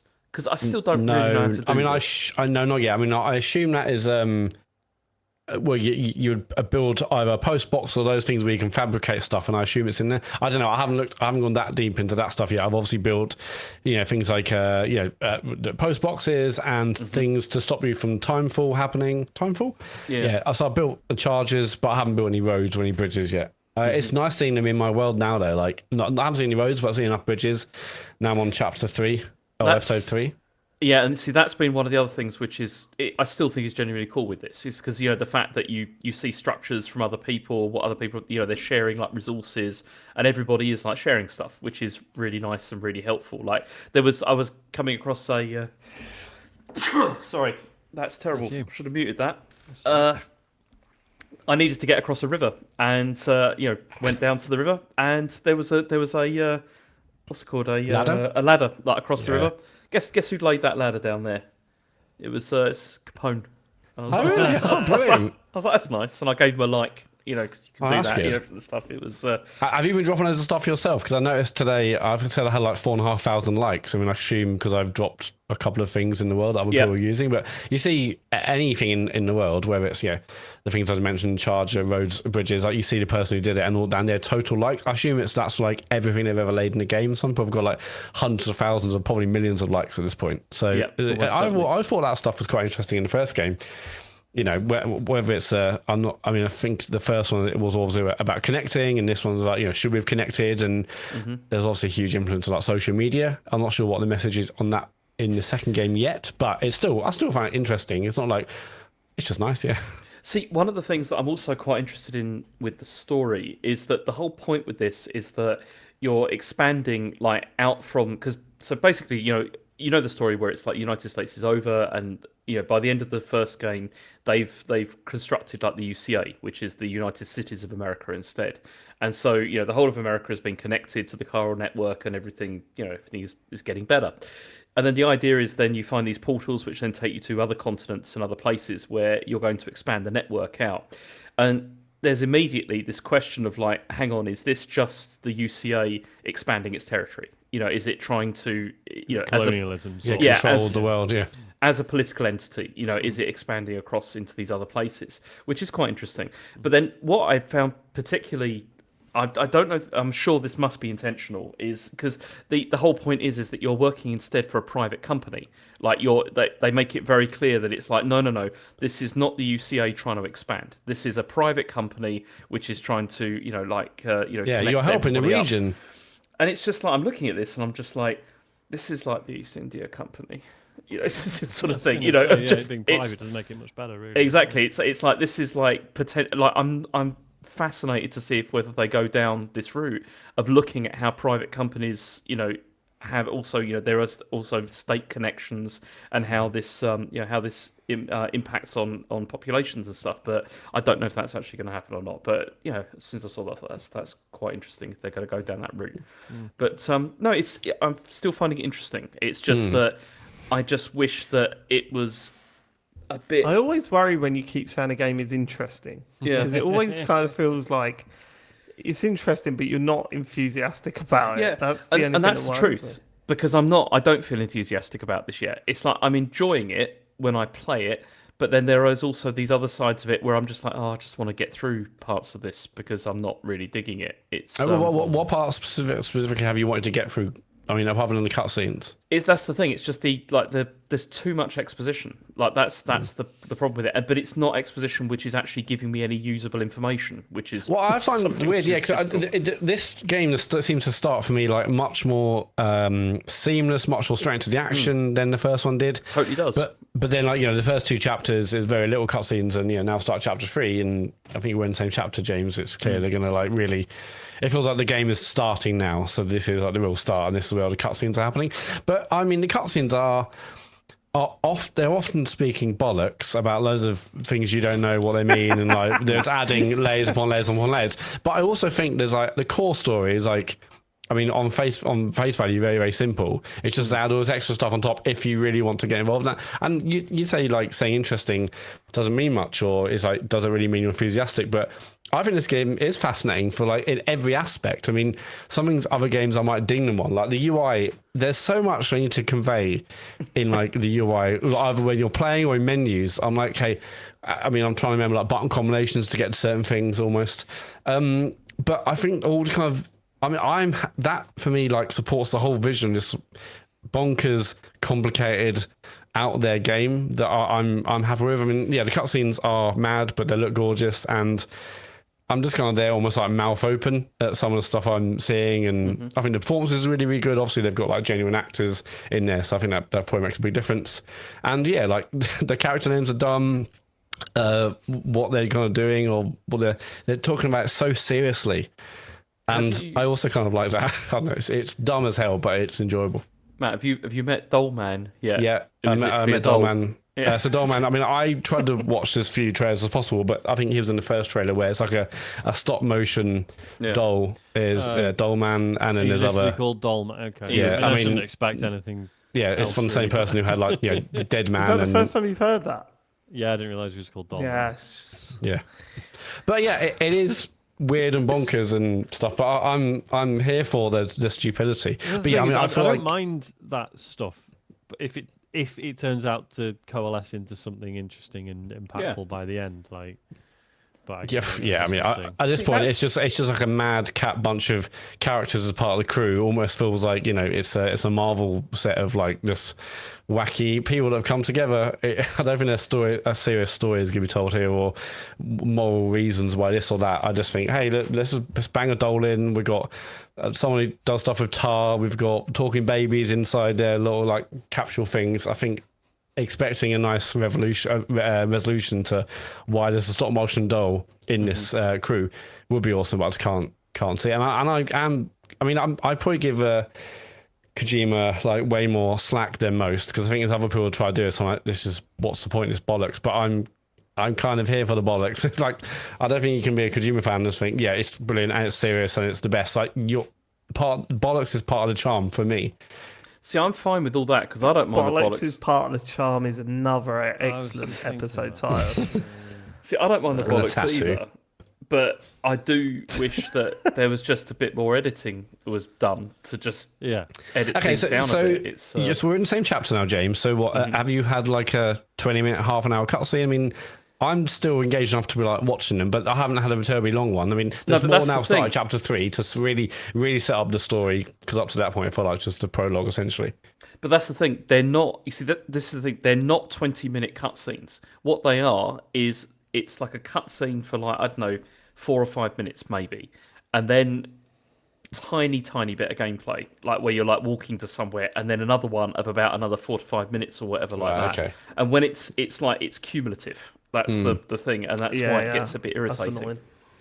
annoying. But yeah, the gameplay, just like the first game, the loop is so compelling. It's just so satisfying to traverse a massive environment, even if I'm falling over. I've stacked too many boxes in my my backpack, and it's it's not like a straight line. I'm having to go around trying to avoid enemies. Although the combat I think is much better, is much more improved in this one. definitely. But I just think like just going from A to B, which is what I chiefly remember from the first one. I remember enjoying it. I got to it pretty late. I didn't play it on release, and then in the end I grew to love it because it felt like a more complex walking simulator in so many parts. You've got this like narrative, which is just bonkers and going to all sorts of weird places. But I'm just here like to enjoy the A to B and to there's a road there's a ladder, there's a climbing thing. I can get these. It's just satisfying picking up a parcel and delivering them to the various kind of people and places that you meet. So I'm loving that. Yeah, I think a lot of the core mechanics are still the same in terms of traversing it, but it's still fun to see a ladder or find a rope bridge or drop something in the world that other people can like and use and access. I mean, you said this last week, but graphically it looks absolutely stunning. Like there's an opening bit where you're in a desert, like a rocky desert. And yeah, like it looks unbelievably good. And I'm just on the regular PS5, not on the Pro. And I'm playing in performance mode. So not even, I think it starts in graphics mode, obviously. And I changed it. We nearly caught him, Sean. We nearly caught him out. Yeah, almost, yeah. But yeah, I can see why a lot of people play it. So, I mean, even forgetting all the cutscene stuff, saying this is annoying and bollocks. It's hard to walk. It's not hard to walk, but it's like you got stacked things. You're too heavy. You're falling over. I love that. It's fun. And I think combat. So in the first game, it felt like it took a while for combat to get good or satisfying. It feels like they're just giving you like assault rifles immediately in this game. And yeah, the first couple of like camps and stuff I tried to avoid. And basically, the more things you do in the game, it kind of gives you like a score based on these 5 or 6 different points. One's stealth, one's combat, one's like deliveries or supporting. Well, so I was like, okay, maybe I'm just gonna the shape of my play style is gonna be like 0 combat, but obviously there are plenty of things where it forces you to get involved. And yeah, combat feels fun. I didn't want to at the start. You go to any camps, I have to kill people because I just wanted to escape and go on the edge and get it done quietly. But then the couple I've done, they're really, really fun. And it's not like maybe other games where once you make a sound, it's kind of game over or you've screwed it. Like you can be stealthy and then if you have to, you can kill 3 people and it's kind of not the end of the world. It doesn't ruin anything really. You're not chased around the entire map. The boss battles have been really, really awesome. Like they're massive. I think like they've gone way larger in terms of scale. I know there were some pretty big ones in Death Stranding 1, but if the first one is as big as that is, I'm looking forward to see where we go. Like other boss battles towards the end, and all this is done kind of like this goo and tar stuff, and it's just the gameplay is just really satisfying. It has all the weird narrative stuff and the characters, and I'm happy to do it. But the game itself, I think it's just fantastic. I mean, yeah, one final thing I would say as well that I think is that I really enjoy about it is also they keep throwing like new gear at you all the time, which is a really nice pace as well. Yeah, it's like constant upgrades on stuff that you've already got, which just make your life easier constantly, that works really well as well. Yeah, I've got I'm on chapter 3, so I'm 10.5 hours in. 10 hours was for chapter 1. Chapter 2 is incredibly small, and then I'm just start chapter 3. So I feel like I've maybe spent slightly too long in like the opening chapter, but I'm at a new location now, and I've seen some people, I think Capone said he finished it in like 55 hours, and other people I've seen in shorter, but I feel like I've enjoyed doing the boat, the kind of the side missions, and so there's bunches kind of various bases you can go to on the map, and with them there's missions to collect or parcels to collect, and you can deliver them. And you also find there's lost parcels packages around the place, and the more of them you do for certain areas, you upgrade the star rating of this base or this person. And then as you get to, like, 1 star, 2 star, 3 star, 4 star, you get more bonuses, you get more things are unlocked, you get more resources you can collect, which helps you to build other things. So yeah, the first couple, I was like, I'm gonna do a bunch of these, and I was really gutted once when I had these packages I had for me for ages, and then a boss battle appeared, and obviously the packages were just shot off me, and I lost them when they were destroyed. I was so annoyed, but yeah, I think I'm gonna do a bunch of side missions just like I did with the first one. I mean, obviously there probably will be a point where I mainline it. You're but already halfway through, right? So, it doesn't halfway? sound like it's. Yeah, it's 20 hours. No, it's way more than 20 hours. Yeah, I thought the average was more close to 60, really. Oh God! Yeah. Okay, And I heard right. at first it's over 100-hour game. So no, I feel like I'll I'll probably be spend interested twice as long. I think it's 20 hours. Shit. I feel like I've probably spent Interested twice to as hear if long you stick in the with it. first area. I mean, I definitely will, because I know how much I enjoyed the first one, and yeah, I just think the loop is fun enough. But yeah, I think for me it's going to be a much longer game, because I'm typically a slow player, and I like doing the side missions in this one particularly. I think mainlining it is probably about 30 to 40 hours, maybe about that long. But yeah, which is probably what I'm going to do. I don't think. All right. Okay, Matt. What else have you been playing? Well, the other thing I did was I streamed Peak with Sean and Lindy last week. Yeah.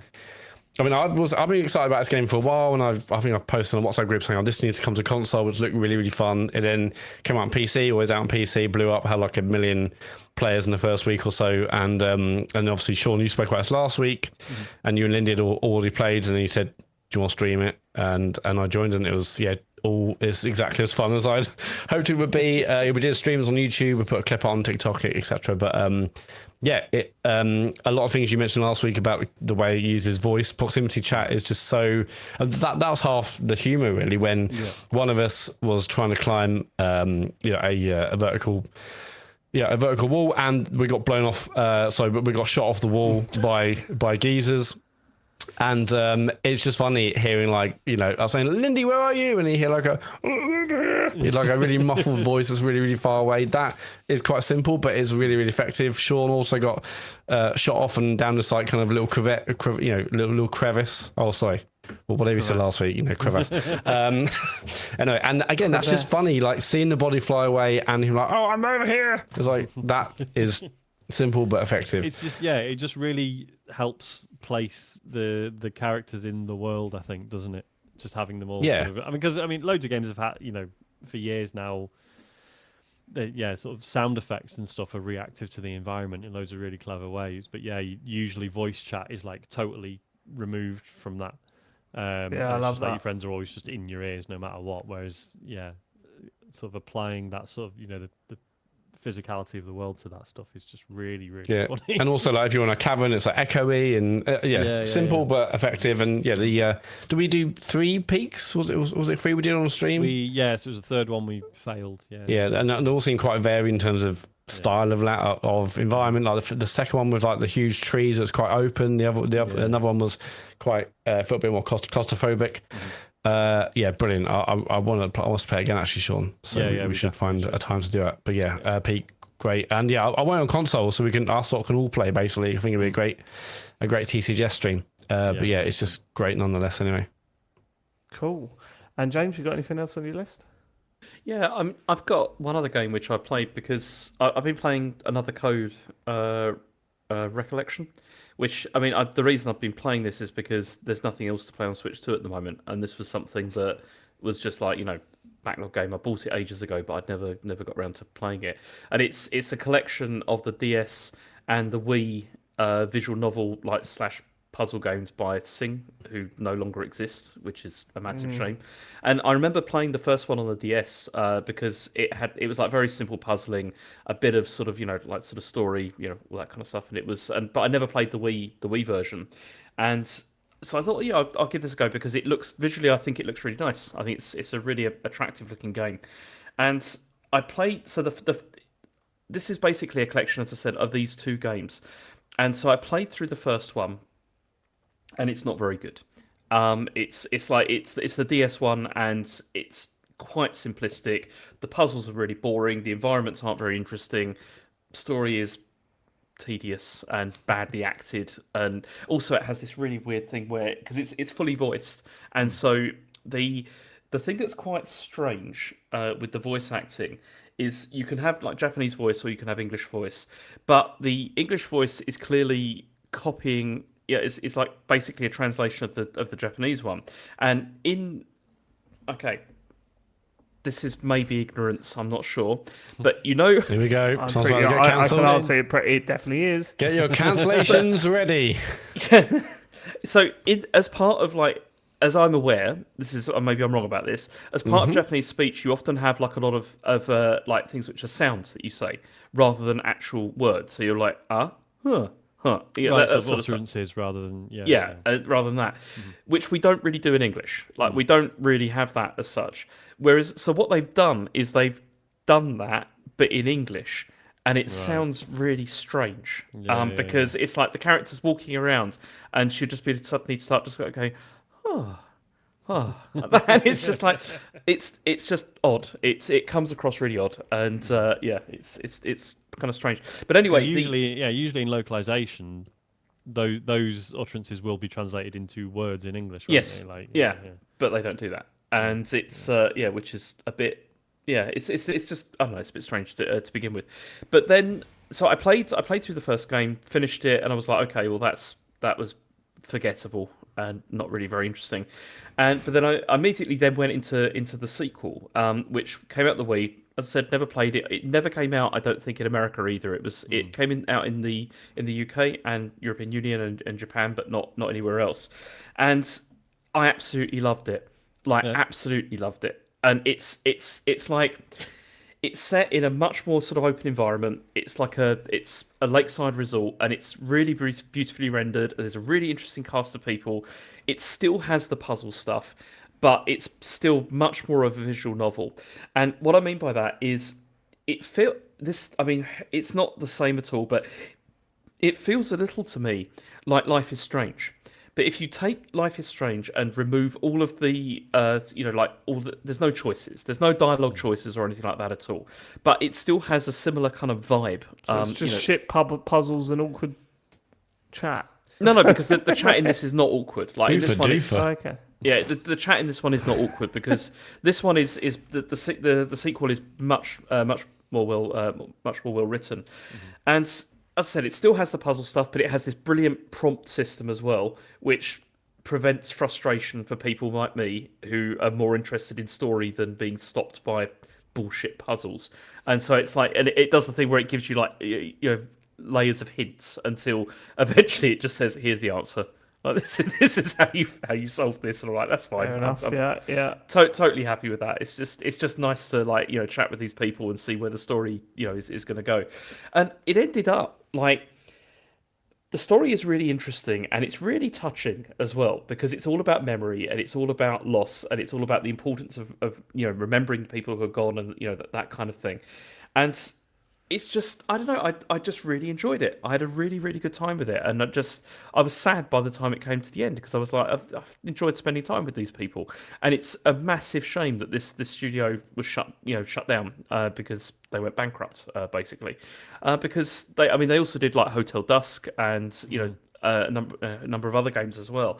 And it's just a shame because it was a really nice time.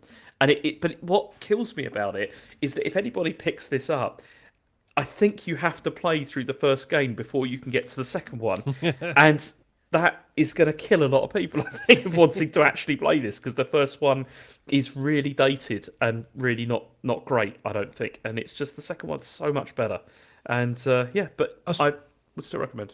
I was trying to find out, well, how long was the gap between the two games? Was it like a massive gap and that's why it's so different? Or I don't think it was a massive gap. I mean, it's because the thing is, it continues the story. Like the story continues on through it, and I'm pretty certain they were actually planning for a third one actually as part of it. So yeah, I mean, Ben in the chat said it was 4 years between it, which is not a massive gap. But I mean, also like Ashley, who's the main character, is like it's a fantastic like lead. Like she's so good, and just sort of, it's interesting to see how she grows up as well. Because with that 4 year gap, there is like there's an age gap as well between of the character between the two games, and you really see this like change in how she's evolved, as because she's 16 in the second game, and it's yeah, it's interesting like to see her like dynamics of relationship with this father who's been like absent for like most of her life, and yeah, and how they learn to sort of work together. It's just really good. It's a really good story. Are these long games? I remember seeing this when it first got announced, and they looked interesting. Not long. I mean, I did all of it in about, I don't know, 10, 12 hours or something like that. And that's 2 games, so. Yeah. But yeah, they were good. Yeah, I remember unfairly another Code, the original, was one of those games where everyone was like, "Oh, just download it, just get it on your R4 cart." It's not. It only takes about 3 hours. Yeah. I never played because I loved Hotel Dusk. I never played Last Window. The sequel. Well, that never came. That came. I think that's another one that didn't come out in the US, but it came out elsewhere. And yeah, I never played it either. And I'm really hoping that this has done at least well enough to see maybe like a remaster of those 2 games as well. That would be brilliant. I'd love that. But yeah, I'm not that hopeful. But yeah, I'd love to know if the writing in Hotel Dusk stands up, because I remember like playing it back in the day, and just there's like a bit where you have dinner in the hotel. Yeah. And you like and it's just this beautiful description of just ordering and then eating, drinking a steak and a glass of whiskey. And I just remember thinking like, that was fucking. I feel like I've just had dinner. That was amazing. Whenever anyone mentions dinner or meal in a video game, I just think of James streaming her is it Deadly Premonition, where you're in like the opposite ends of that. That's the first, I guess, Twin Peaks, but I just think of that. That's the only thing I think of whenever eating in a game. Table. That massive table. Yeah, that's right. Yeah. Every time I just think massive table in this, probably. Sean, what have you been playing this week? Hello. Couple of fairly short ones from me. So I bought 2 Point Museum. So I never played 2 Point Hospital, but I played 2 Point Campus when it came to Hospital and Campus are both excellent. Yeah, really enjoyed Campus. And then this was, it wasn't in, maybe it was in the Steam sale, but I grabbed it off CD Keys for like 15 quid.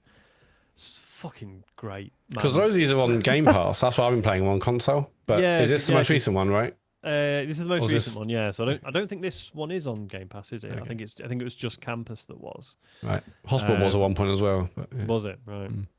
I might have to give that a go. I just like if to describe it's like you're running a museum, you're planning stuff out, building exhibits and all different rooms with different functions and stuff.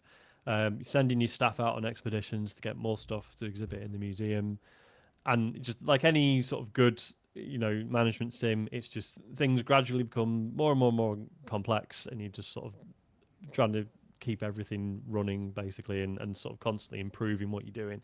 Like if you wanted to just stop and let it run at any point, you could just sit there and amass money, but of course there's no fun in that. It's like if you're willingly sort of adding the complexity yourself and enjoying the sort of constantly adding sort of extra wrinkles to sort of figuring out the staffing you need, the way things need laying out, and all that stuff. It just, same as Campus did, it just, part of my brain just, it's, I don't know, it's like injecting something into my veins. It's just like fucking, I don't want to not play it at any point, really. It's not, something like, so like, this year, like I got obsessed over like Expedition 33 and then the Altars, and I was playing them till 2-3 in the morning. It's not like that. I can go to bed at a reasonable hour. Yeah. But whenever I'm awake, it's like, where's my Steam Deck? It works quiet. I could probably get 20 minutes in. Like, it's just, I don't know how they do it. It's witchcraft. It's just... So with 2 Point Hospital, you play that loads, and she basically removed all the drinks machines and made sure the laxative machines and the classic things we do. Like what is that makes sense. Loads of patients are coming in. Museum, it's just like I guess guests to the museum. They're coming in and wrecking stuff. Everyone who's coming in. So you've got adults coming in, and so they want there's like excitement, and then is it excitement? I can't remember. And there's knowledge. So i.e., they want to walk in and they want to go, holy shit, there's a huge dinosaur skeleton, and then they want to actually learn about it. What's really fun is that once you've been playing for about an hour, it's like, right, you're going to start getting kids coming in now. They don't want to learn shit. So Hide the educational stuff. yeah, it's basically like you're right. You need to start building like interactive things for them to fart around with while the adults actually learn stuff. I thought that was an amusing observation. Is there a way I can make all the customers shit themselves though? Not that I'm aware of. I'll have a go. Why? And What's let you know. the? Well, that's just again, that's the class of thing you do. You know, that's what we did Yeah, in campus, classic. and not in hospital. It's just what you want to do, isn't it? Like, we did it at a theme no, park. you're right. Yeah. Yeah, Barely any that's toilets. what you want, isn't it? Yeah, that's what Um, you want to do. And just the structure of it is again, it's quite similar to campus in that you start out and it's like, right, here's a museum. It's shit. Like, just try and do something with it. Get more people in the door. Try and raise it. That's like a star rating. You're trying to raise that, and then once you do that, it's like, right, now there's 2 other museums. There's like a water focused one, so it's all fish and stuff, sea life, and then there's like a supernatural one. So it's like, right, pick one of those for your next one, and then you move to that, and then you build that up a bit, and then it's like, right, go back to your first one and make it even better with the stuff you've learned from doing the fish one or the supernatural one. And then it just kind of explodes. Is that there's about 8 different ones on the map that you can try, and they're all absolutely mad. So I'm doing one now that's like, oh yeah, like detritus from space keeps falling in this one bit, and this one bit, and so we're just gonna. That's the space one now. Yeah. So that's your space. That's where you start doing the space stuff, and yeah, it's just fucking great. I just don't want to stop playing it ever. Yeah, that sounds pretty cool. And at some point I will have to, and that'll be a sad day. The only other one I've been playing is I went back to Zenless Zone Zero because it came out on Xbox. Because like I played like a bit of this on PC and quite a bit on my phone of all things. Sarah talked about this when she was on the show. God, I wonder when that was. Probably longer ago than I'm thinking it was, but she was a big fan. And yes, I enjoyed what I played of it, but just I wanted it on a proper console. So it came to Xbox. I was like, right, brilliant. Like, can't wait to fully dive into this. It's such a strange game. So this is from miHoYo, who do Genshin Impact and a few other things. And it's just like the effort that's gone into like stuff that doesn't really matter. Like the production values are absolutely nuts in this. The fact that when you load the game up and the login screen has this TV and it's like showing these like adverts or little trailers for TV shows and stuff. I've never seen the same one twice. And you see that screen every time you load the game up. Like there's just loads of like presumably hundreds of these little animations that are playing, and obviously they've all got sound and stuff, and like there's cutscenes in the game. There's quite a lot of dialogue. I don't really understand what's going on in the story, so I'm quite often skipping the dialogue. Every time you want to skip a cutscene, it's just like, sure, here's like a paragraph summing it up. And you just think, oh, that's nice. What? Yeah.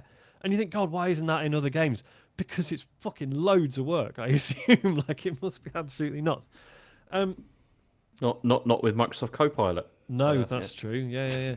That problem has been solved. But it's I enjoy the combat, and I enjoy running around, and I enjoy fighting stuff. Like just as the sheer spectacle of it. Like when you're fighting, you sort of do things that trigger. So you have you pick 3 characters to go into a mission with, and as you're fighting, you'll do certain moves or trigger certain things. And then it's like, right, call in one of your other characters, and they'll do like a cool move. Then you'll fight as them for about 3 seconds. Then like, bang, right, now play as someone else. And it's like this constant rotation, and it looks incredible and feels great.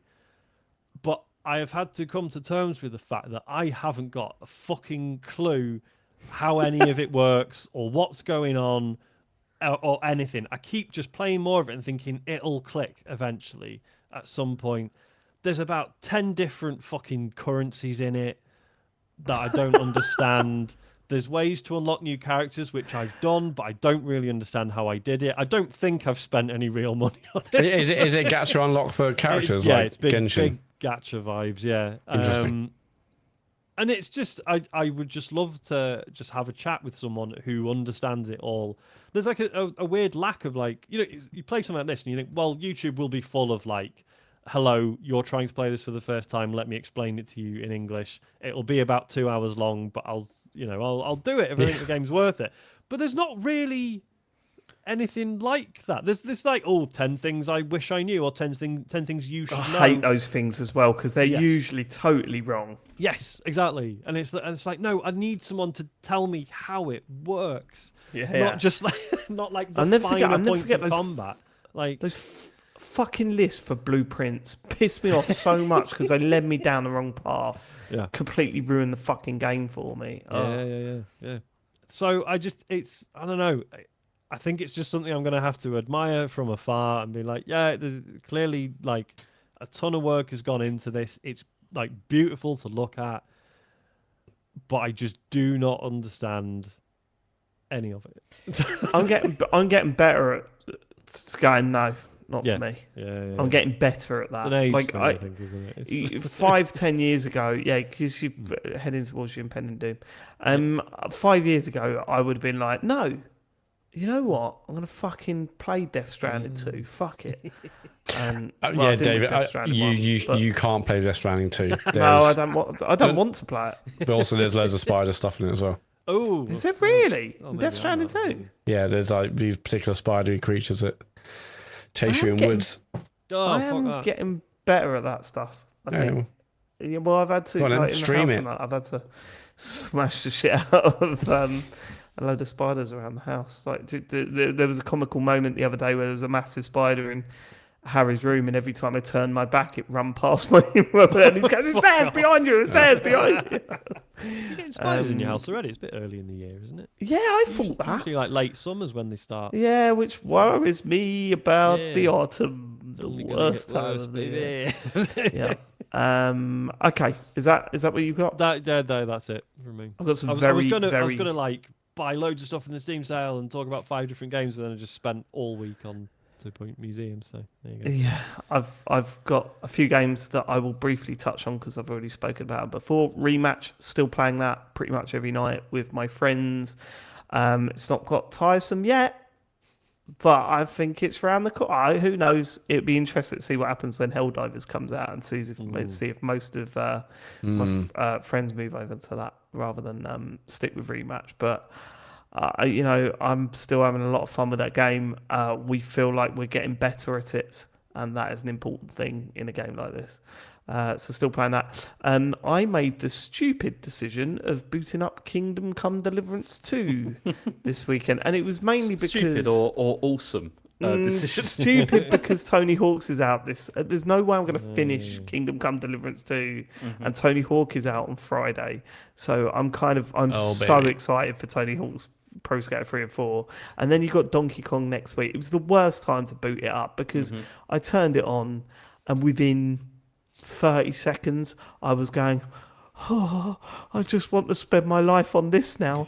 Like, you know what's brilliant? Actually, I don't know. I'm sure games have done this before, but what was fucking amazing is that I booted up this game and a little thing come up on the top. Firstly, Past David is a fucking genius. He knew that he was going to take a big break from this game, so he stocked up on everything he needed and he went to bed. So when I launched the game, I was waking up full health, full stamina, loads of stuff in my inventory that I needed. I prepared to go into hibernation in this game, and it fucking worked, right? But what was amazing, I loaded it up, and in the top left-hand corner it said, hey, we noticed you've not played Kingdom Come Deliverance 2 for a little while, so we're going to turn all the tutorial notifications on if you want, or hold this button and we'll turn them all off again. And I thought that's really fucking cool. Do you remember when I talked about this?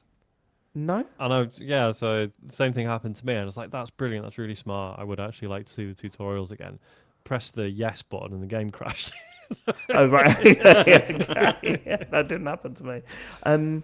But within 10 minutes of booting it up, I found myself in a quest line, and a bit of a spoiler if you don't want to know everything, but the game's been out for a while and stuff. There's a quest line where someone's come to you and said, look, we believe this person is stealing silver from the king. So what we're going to do is go into great detail about how silver is forged within the world, and I mean detail. minute detail. And I sat there for a good 10 minutes asking every question, going, go on, because I was fascinated, right? They go to me, and then it says, right, the first thing you need to do is go and speak to these the people in the mines. There's 3 foremen down there, and you need to find them, and you need to try and convince them to tell you Who is on the take, basically. Who's on the take. This is the first step. So you have to convince them to tell you how much silver they mined on a particular day, right? And you need to get that information out of them. And of course, they've all got different personalities, and they all do different things. One of them's like, well, I'm not going to tell you. I don't know what your approach was on that, James, but I approached them saying I was from a university writing that's exactly what I said. Dissertation on mining and stuff, and all this sort of stuff. And the first guy I spoke to was like, well, I couldn't give a fuck. If you can smuggle us booze in, then I will tell you how many lumps of silver, whatever it is that I mine. But what was great, there was another one, and I was looking around for them, and I thought, instead of, they've got a cursor on, so you know where they are, right? Because you've got a quest line pointing you in the right direction, or a symbol on your compass. So I could have gone straight to that person, but instead I thought, do you know what? I'm going to talk to the actual workers here rather than just focus on the foreman. And I was so glad I did, because one of them turned around and said, so if you want to talk to this guy, he's praying. And the reason why he's praying is that last week one of the miners died and it completely destroyed him. And he blames himself, and they told me this whole story about this foreman. And then when I reached the foreman, I was like, hey, listen, understand, you've lost a worker. And he was like, more than a worker. He was like my not my son, but he was like my nephew or something like that.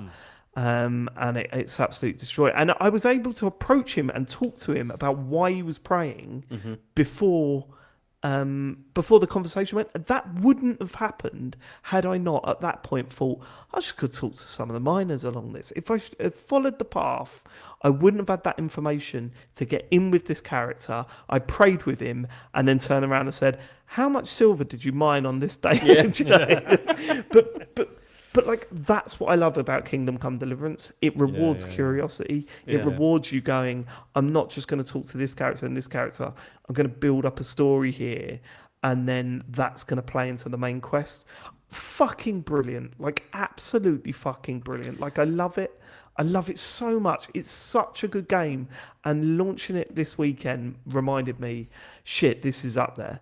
Like, this is up there this year, like, without a shadow of a doubt. This does stuff that games don't do, and it does it flawlessly. And with all of that considered, it's fucking really funny. It's a really funny game. I laughed straight away. There was loads of stuff I was laughing at. Just people calling you fucking bastards. One of the foremen wouldn't give me anything, and wouldn't give me any information that I need, and we ended up in a fist fight. And it's just funny watching people just wander over and call you a wanker as your fight, because they're friends with him. Like, they're not friends with you. And then just the conversations after. It's brilliant. Like, I absolutely love it. I'm currently just about to go and talk to someone who will only talk to nobles. He'll only talk to rich people and well-respected people. So I've had to go to a tailor, buy a whole new outfit, and I stink. So now I'm trying to find a bathhouse in Cuttenberg so I can go and get washed before I go and speak to them. And I'm like, that's Kingdom Come Deliverance 2. That's what that's all about. It's brilliant. Please, can you let me know when you're done with that storyline? Because I want to tell you what happened you at the told end me of you mine. fucked it up, right? Yeah, Okay. it's just really funny. I'm really looking forward to hearing that. So I will do. But the problem is fucking Tony Hawk's and Donkey Kong round the corner. So it's, whatever. And very briefly, I played the latest Walkabout mini golf course. We keep talking about this game. If you've got VR headset, it's the best game on the headset. Dinosaurs and the Walkabout mini golf team are back to their brilliant best. I really didn't like the Elvis one. This one, however, is fantastic. It's just dinosaurs and that, and it's set up like a theme park, like a Jurassic Park, if you will. And there's loads of dinosaurs walking about, and one of them you have to put a ball down one of their gullets, and I loved that. Yeah, it was pretty good. I was terrible at it, but I really enjoyed it. So I do need to play that. I keep because I can't remember if I said, but it became a bit of a thing with me and my brother. Oh, cool. Like usually when a new course comes out, we usually like try and play through it together. And I did mention a few weeks back that we need to play this one, but not done it yet. It's I can't believe that. I'd love to know why they're bringing out DLC for this rather than releasing Walkabout Mini Golf 2 or whatever. There must be no need. I think they're probably doing both. Yeah, I guess so. Well, yeah, could be. Yeah. Yeah, it's a shame because if VR's not seems to be slowing down a lot of late, and it kills me that this game is not the biggest game on the planet. Yeah. I mean, it's massive in VR terms, so that they've nice more broad. Yeah. I love it, and I know that they're not going to slow down with it either because that hallway behind the hut in the main area in the lobby is just full of doors that need filling, and it feels like they're going to fill them. And like I wouldn't put past them. So I will buy every course they release. £3.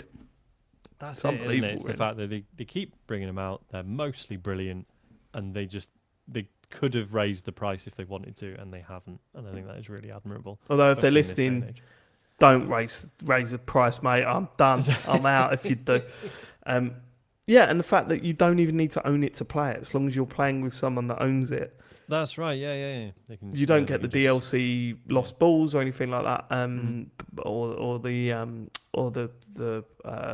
putter, but you still get to experience the world that they've built, and it's fucking great. For the vast majority of courses, what's your reaction going to be other than I probably should just buy this? Do you know what I mean? Like if you play through it with a friend and then you're like, what is it? £3? Yeah, go on then. Go on then. And if the people from Walkabout Mini Golf are listening, an in-betweener was in your game the other week, and that was we had a lot of fun. I'm sure they're American. They might not know what that means. Are they not? I thought they're British. I thought they were British. No, they're American. Oh, right, okay. No, they tried to bring it out over there, didn't they? There's a pilot. It was bad. That mistake that every TV show makes. And that's what we've been playing this week. Let's do a few questions. We're running long. Let's do a few questions. Get out of it. 3, and I think they should be short ones. If you want to send us, let's just make that clear. It's because we cut a lot out. It's not we get bombarded. No, we genuinely didn't get many questions this week. Shut up, Sean. We're popular. Sorry, Everyone loves us. I cut loads out. It's really hard. If you want your message to be cut next week, go to tcgs.co/dear TCGS. MD Krabuff says, do you have a good fact that is stuck in your head? I'm sure I do, but I can't think of it now on the spot. Fuck, I should have pre-read these. Well, I learned the other day. Yes, please. So this is something that I'd thought about previously, and the other day I was like, I'm going to look that up. I want to see if that's a thing. You know when you have a fever, you take paracetamol, ibuprofen, it usually reduces the fever a little bit, makes life a little bit more bearable. I used to think, like, is that a good idea, given that the whole point of the fever is to help boil the illness out of you, right? And I looked it up. There's an estimated 700 deaths from influenza every year from people who took painkillers or ibuprofen to try and get rid of the fever. Which is not, I'm not saying don't take painkillers when you've got really bad fever. Saying. I'm just saying it's just interesting that Sean, it's a thing. What do you think about vaccines, Sean? Interesting. I just think we need to hear both sides. Do you need to hear both sides? I do remember one. I think I only said this on the bonus show, so I'll say it here now. Electric Six, that song, Danger, Danger, High Voltage. The woman that sings it, we all know the woman that sings it. I don't know, you keep starting fires. We did it on the bonus show. Sorry, yeah. It's Jack White. Yeah, it's not a woman at all. Yeah. It's Jack White. And as soon as you've been told that, you listen to it, it's clearly not a woman. When you listen to it, it's like, how did I not know this was... Because it's his voice. Yeah. It's so bizarre. Literally just because in the video there was a man and a woman, and you just kind of... Yeah, I think that's what it is. Yeah. Just because you tend to have seen the video before listening to the song. Yeah. And human brains are bad. They are bad. Right, well, Matt and... We've done ours, Sean, so Matt and James need a fact. Lego's the... Hang on, I'm going to get this wrong. Lego's the world's biggest tyre manufacturer, or I think. Tyre manufacturer because of all the little tyres they make. I think that's a They're fact. not real tyres. Yeah, but they're tyres. But I mean, in terms of by volume, That's like saying Hasbro are the world's biggest robot manufacturer because they make Transformers. but they are the world's. They manufacture more tyres than anyone else. I think that counts, doesn't it? Yes. I guess. I mean, they're What? tyres. They're made of rubber. I mean, that's not very good. What? That's a fact. You know I think Mattel? it's debatable. No, Is Mattel. it? Hang They're the on. world's biggest car manufacturer. Because the Hot Wheels. Just not really the same, is Hot it? Wheels. Well, it is the same. It's exactly the same, actually. No, So because the like Hasbro don't because the own tyres the Lego make are actual kind of rubber tyres, You whereas know, it's always Mattel's good when cars someone don't gives you a move. fact and has to Google it to verify it afterwards because they're not convinced. Because you lot, I'm very sure that was look. It's actually Guinness World Record, largest annual volume toy tyre manufacturer. What's your quote, James? What's your fact? I've got any I can't think of any facts. Mate, we've just been talking for half know. an hour just to I get know. you- I've been sitting here thinking this is so really much embarrassing. leading. And I We're not can't moving think on of until you give anything. us a fact. And it better be interesting. All right. Okay. The term. Can I do a gaming one? Yeah. Yeah, go on. Okay. As long as we've not heard of it before. Well, no, you see, you'd I have mean, heard of there's this one. more chance we can debunk it, which would be funny. Lego is a No, go on, the what were world's you gonna biggest say? manufacturer of tyres, so fuck you. Go on, James. Yeah, I was going to do the whole blast processing on the Mega Drive, but you probably already know all that. Oh, no, go on. Hang on. We know, like, so you know they did the marketing thing for it, like saying that one of the reasons the Mega Drive was better than the Super NES was because it had blast processing. And, you know, it's just a made up term. It doesn't mean anything Yeah. at all. That means It's just alright. it's entirely made up, and that's a fact. All right. Next question. Oh, because Eurogamer says it's real. Okay, fine, whatever. Matt, don't have a go at him about the facts. Yours. I mean, it was better Mine- than James. mine Yours was a fact. wasn't great. Mine was a fact. Is it a fact, Matt Swan? Have we established it? Lego are the world's biggest tyre manufacturer. Yeah, if you include toy tyres, which I don't Okay. think is... I would Well, argue they're Guinness not. did. I would argue they're not a tyre manufacturer, Yeah. so it doesn't work. I mean, by volume, they're the manufacturer that manufactures the most tyres. They're not a tyre manufacturer. Guinness gave a world record for it. Why don't you complain with them? They probably did the homework. Guinness just wanted someone to buy their book that year. Everyone buys a book for Christmas. Don't they? What does that mean?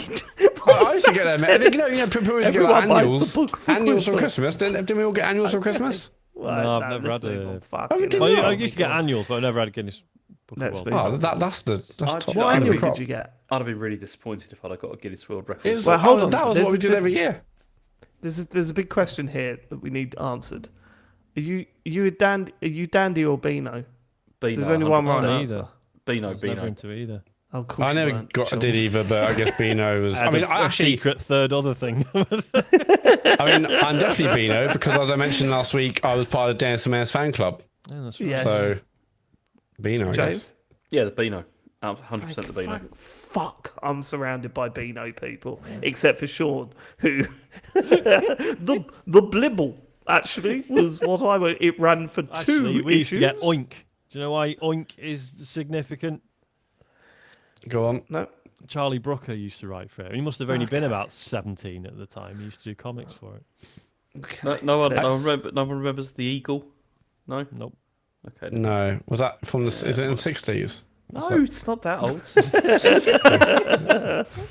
they used to. Oh no, not even Yeah, Dandy. Dad's Anyway, there and the just- Beacons and all that. No. Just to end this, if anyone from Lego's listening, please back me up here. Well, of course, Lego will back you up. What I want to hear from is Google- people honestly- who know what a tyre is. Google seems to back me up, honestly. Google Okay, say can we anything move you on? want to these days. I It's just fucking really want to joke. go to bed now. Even Let's Top Gear. move. Right, next Come on. question is from Clangston Memps. He says, "What's your go-to Chinese takeaway order?" Oh, Lego good question. tires. I'm still trying to decide what it is. It's usually Kung Pao pork Oh, yeah, yeah. Is it? I'm such a basic idiot with this. with egg fried rice You and sweet and sour Yeah. man, Matt. I'd go. Well, Dave hasn't finished this yet. chicken balls. Sorry. Chicken balls, man. What are you calling me? Chicken balls. What did you say? Little balls. Right. No, I go for beef and black bean sauce, egg fried rice, all the prawn toast I could possibly afford at that moment in time. If you could have prawn toast as a main. Oh god, I fucking love prawn Just toast. like a It big is. prawn toast. It is the best. Prawn toast is the best, and just every order some more little bits. But yeah, beef and black bean. I should probably change my order really, but I like it. So Nah, you don't need to change your order. It's a risk, isn't it? yeah, it's very boring what I'm choosing. Chicken balls sound great. I don't think I've had chicken balls before. I've just really, literally in the past 6 months, realised that if you order a Chinese, you don't just have to have duck as the starter in the wraps. They do roast duck, and it's fucking incredible. Yeah, man, roast duck's so good. Leaning that way. Go on, what's yours, Sean? You look like you got an opinion. It's so different, do you? That's just my face. Usually lemon chicken in the end, then rice, and then shitload of prawn toast. That's usually enough. Right. Don't mind sweet and sour though. A lot of people look You down don't want on to get it. involved, James? No, I was waiting for you to ask me. Yeah, go on. Omelette. Oh yeah. I mean the omelette. Go one of the and ones that curry. do chips. the omelette and chips. Omelette yeah. chips done. And Lovely curry Chinese sauce. meal. Omelette- Succulent Chinese meal. Yeah. Okay. No, I Okay. like the crispy shredded beef. I love that. It's if as long as it's done from. I always found that really disappointing because it just feels Why? like it doesn't taste like beef. It just tastes like Like knickknacks. just fried Nah, I like that. stuff. Fried good. knickknacks. Also, Actually sounds obviously, alright. but- love a bit of sweet and sour and some Singapore rice noodles. Love them. That's How always- because I know obviously Chinese food we get here is very different to a lot of the stuff they actually eat in China. I know it's very texture based rather than flavor based. Is that right? Yeah, I mean it's because most of the stuff in the UK is it's like Cantonese, Hong Kong food basically, Right, yeah, but then yeah. modified slightly for the English market. But yeah, it's totally. Yeah, I would Take say all the it's- taste Have you out. got involved much in give it quote some unquote taste. proper Chinese food? Because Well, yeah, I mean Chen cooks all the time. Yeah. it's really good. Yeah. It's really good. But yeah, it's just it's different. It's I mean. But then also, what I used to love, one of my favourite things that I had when I was in Shanghai was it's completely just made up nonsense. Which was it's a curry and a loaf of bread. Oh wow. Which was, I mean, I love both of them really good. things. Yeah, I mean That sounds incredible. Yeah, it was really good. It's just basically you get a loaf of bread, I hollow it remember you out, sending me a photo of that. Yeah. yeah, hollow it out, and then just pour in load of chicken curry or whatever. So it's very good. Jesus biting into it. Christ. that's no worse than have you ever been somewhere that does dustbin lids? I've never had one. Isn't that a new game coming out on Steam this year? I nearly went for that Secret and game of the decided year against it, Matt. contender. So fuck How do you feel now? It's- actually, quite proud of myself. Missed out on a few laughs. So sorry, Sean. Sorry. Basically, it's a giant Yorkshire pudding with a filling, so you can have God knows what else in it. Usually sausages and Oh god, shit. that sounds But good. yeah, really good. That is lazy toad in the hole. It is basically. That's what that is. It's It's layout. I can't be Toe in the bothered hole to do for it at the same today's time. Gen Alpha, David. Yeah, Follow that. toe in the hole for the It's toe in the hole on the move. Good point. We've redefined. One question, James. Does Chen make homemade prawn toast? Is that a thing? No, because that's not. I You love see, to. there's Really, that. I haven't tried that. That'd be The other incredible. thing that blew my mind when I first went there was when I first went to her home and all that kind of thing, and also a place in Shanghai was where's the prawn crackers? And it's they're not a thing, at all. I think you find they are, James. I've had a few Chinese in my time. They're a fucking thing, mate. She's, And I remember- she's embarrassed herself, isn't she? I remember talking to Ched's mum about it, and I was just like, "What's up with that?" And she was like, "Oh, they were popular in the early '90s, but then no one eats them anymore because they're really bad for you." And I was like, And we're like, what? Yeah, don't know what you're talking about. why we eat Health them. food. yeah. Ben asked, sorry, James. Ben asked, what's the best thing Chen makes? I would have to say what she Cheese made on tonight. toast. No, she made this really good. This evening, she made this. It was Korean. What's it called? Spicy pizza? chicken, basically. Which was she'd baked it and then fried it, and then it was with lots of onion and garlic, and it was amazing. It tasted really good. When Is was it the like last time you Korean- cooked a meal, like a dinner? Ooh, me? James? Probably last week. 87? What was it? Shepherd's pie. A bit of British in there. We got to get a bit of British. Sorry, sweetheart. We got to get a bit of British in there, haven't we? Give us some fucking London pride and a fucking shepherd's pie. Nothing wrong with the shepherd's pie. They taste Ain't great. nothing wrong with my fucking culture, boy. Fuck yeah. Let's get to the last question. Last question comes from Maria Mendieta, who says, Dear TCGS Conditions of Service, I recently saw a Game Boy Pocket at a friend's house for the first time in person. While I wish I could tell you what colour it was, not a sliver of the shell was visible under the slew of stickers that caked the system. At what point in your relationship with your console would you do as street artists do and stick a bomb it? Keep up the incredible work, sincerely, Maria. I can't do that. Yeah, I can't do it, and I don't know why. Because why the fuck not? But I also wouldn't put stickers on my laptop. You see a lot of people with laptops who are covered in stickers. I just not. Yeah. That's not my life. I mean, some look cool, but I'm like, no, not for me. Because I wish I could put stickers on my work laptop, but that would go down badly. I think. But Sean, you've probably all got the Intel Inside sticker. There? Like, So I'm just thinking, like, Sean's got like, it just says like Music by FBI. Beats. Yeah. Music by Beats. You got Intel Inside. You got an Boob AD one. inspector. Whoa, bloody hell. I looked at my laptop at one point and I was like, I'm going to cover it in stickers, right? That's going to be cool. This was years ago. And then I just thought, I can't think of a single sticker that I would want on there though. Like there's not, I don't want a mill lion on it because I don't want and then on the other way round, sometimes you look at the Apple stickers you get with your phone and you're like, cool, Apple stickers. I can't imagine what I'd put that on. What exactly? A single thing I'd put that on. Over the Dell logo. I can't remember where they are. What's that? You're taking away our fucking plugs, are you? But you put these stickers in still, are you? Yeah. Fucking great, nice one. I've got a little stash of stickers somewhere, and it's all like. So I got some came with like the analog pocket. I get some when I buy these earpads for my Cosporter Pros because I'm cool. They always come with like stickers and stuff, and every time I get them, I'm like, oh, nice, some stickers.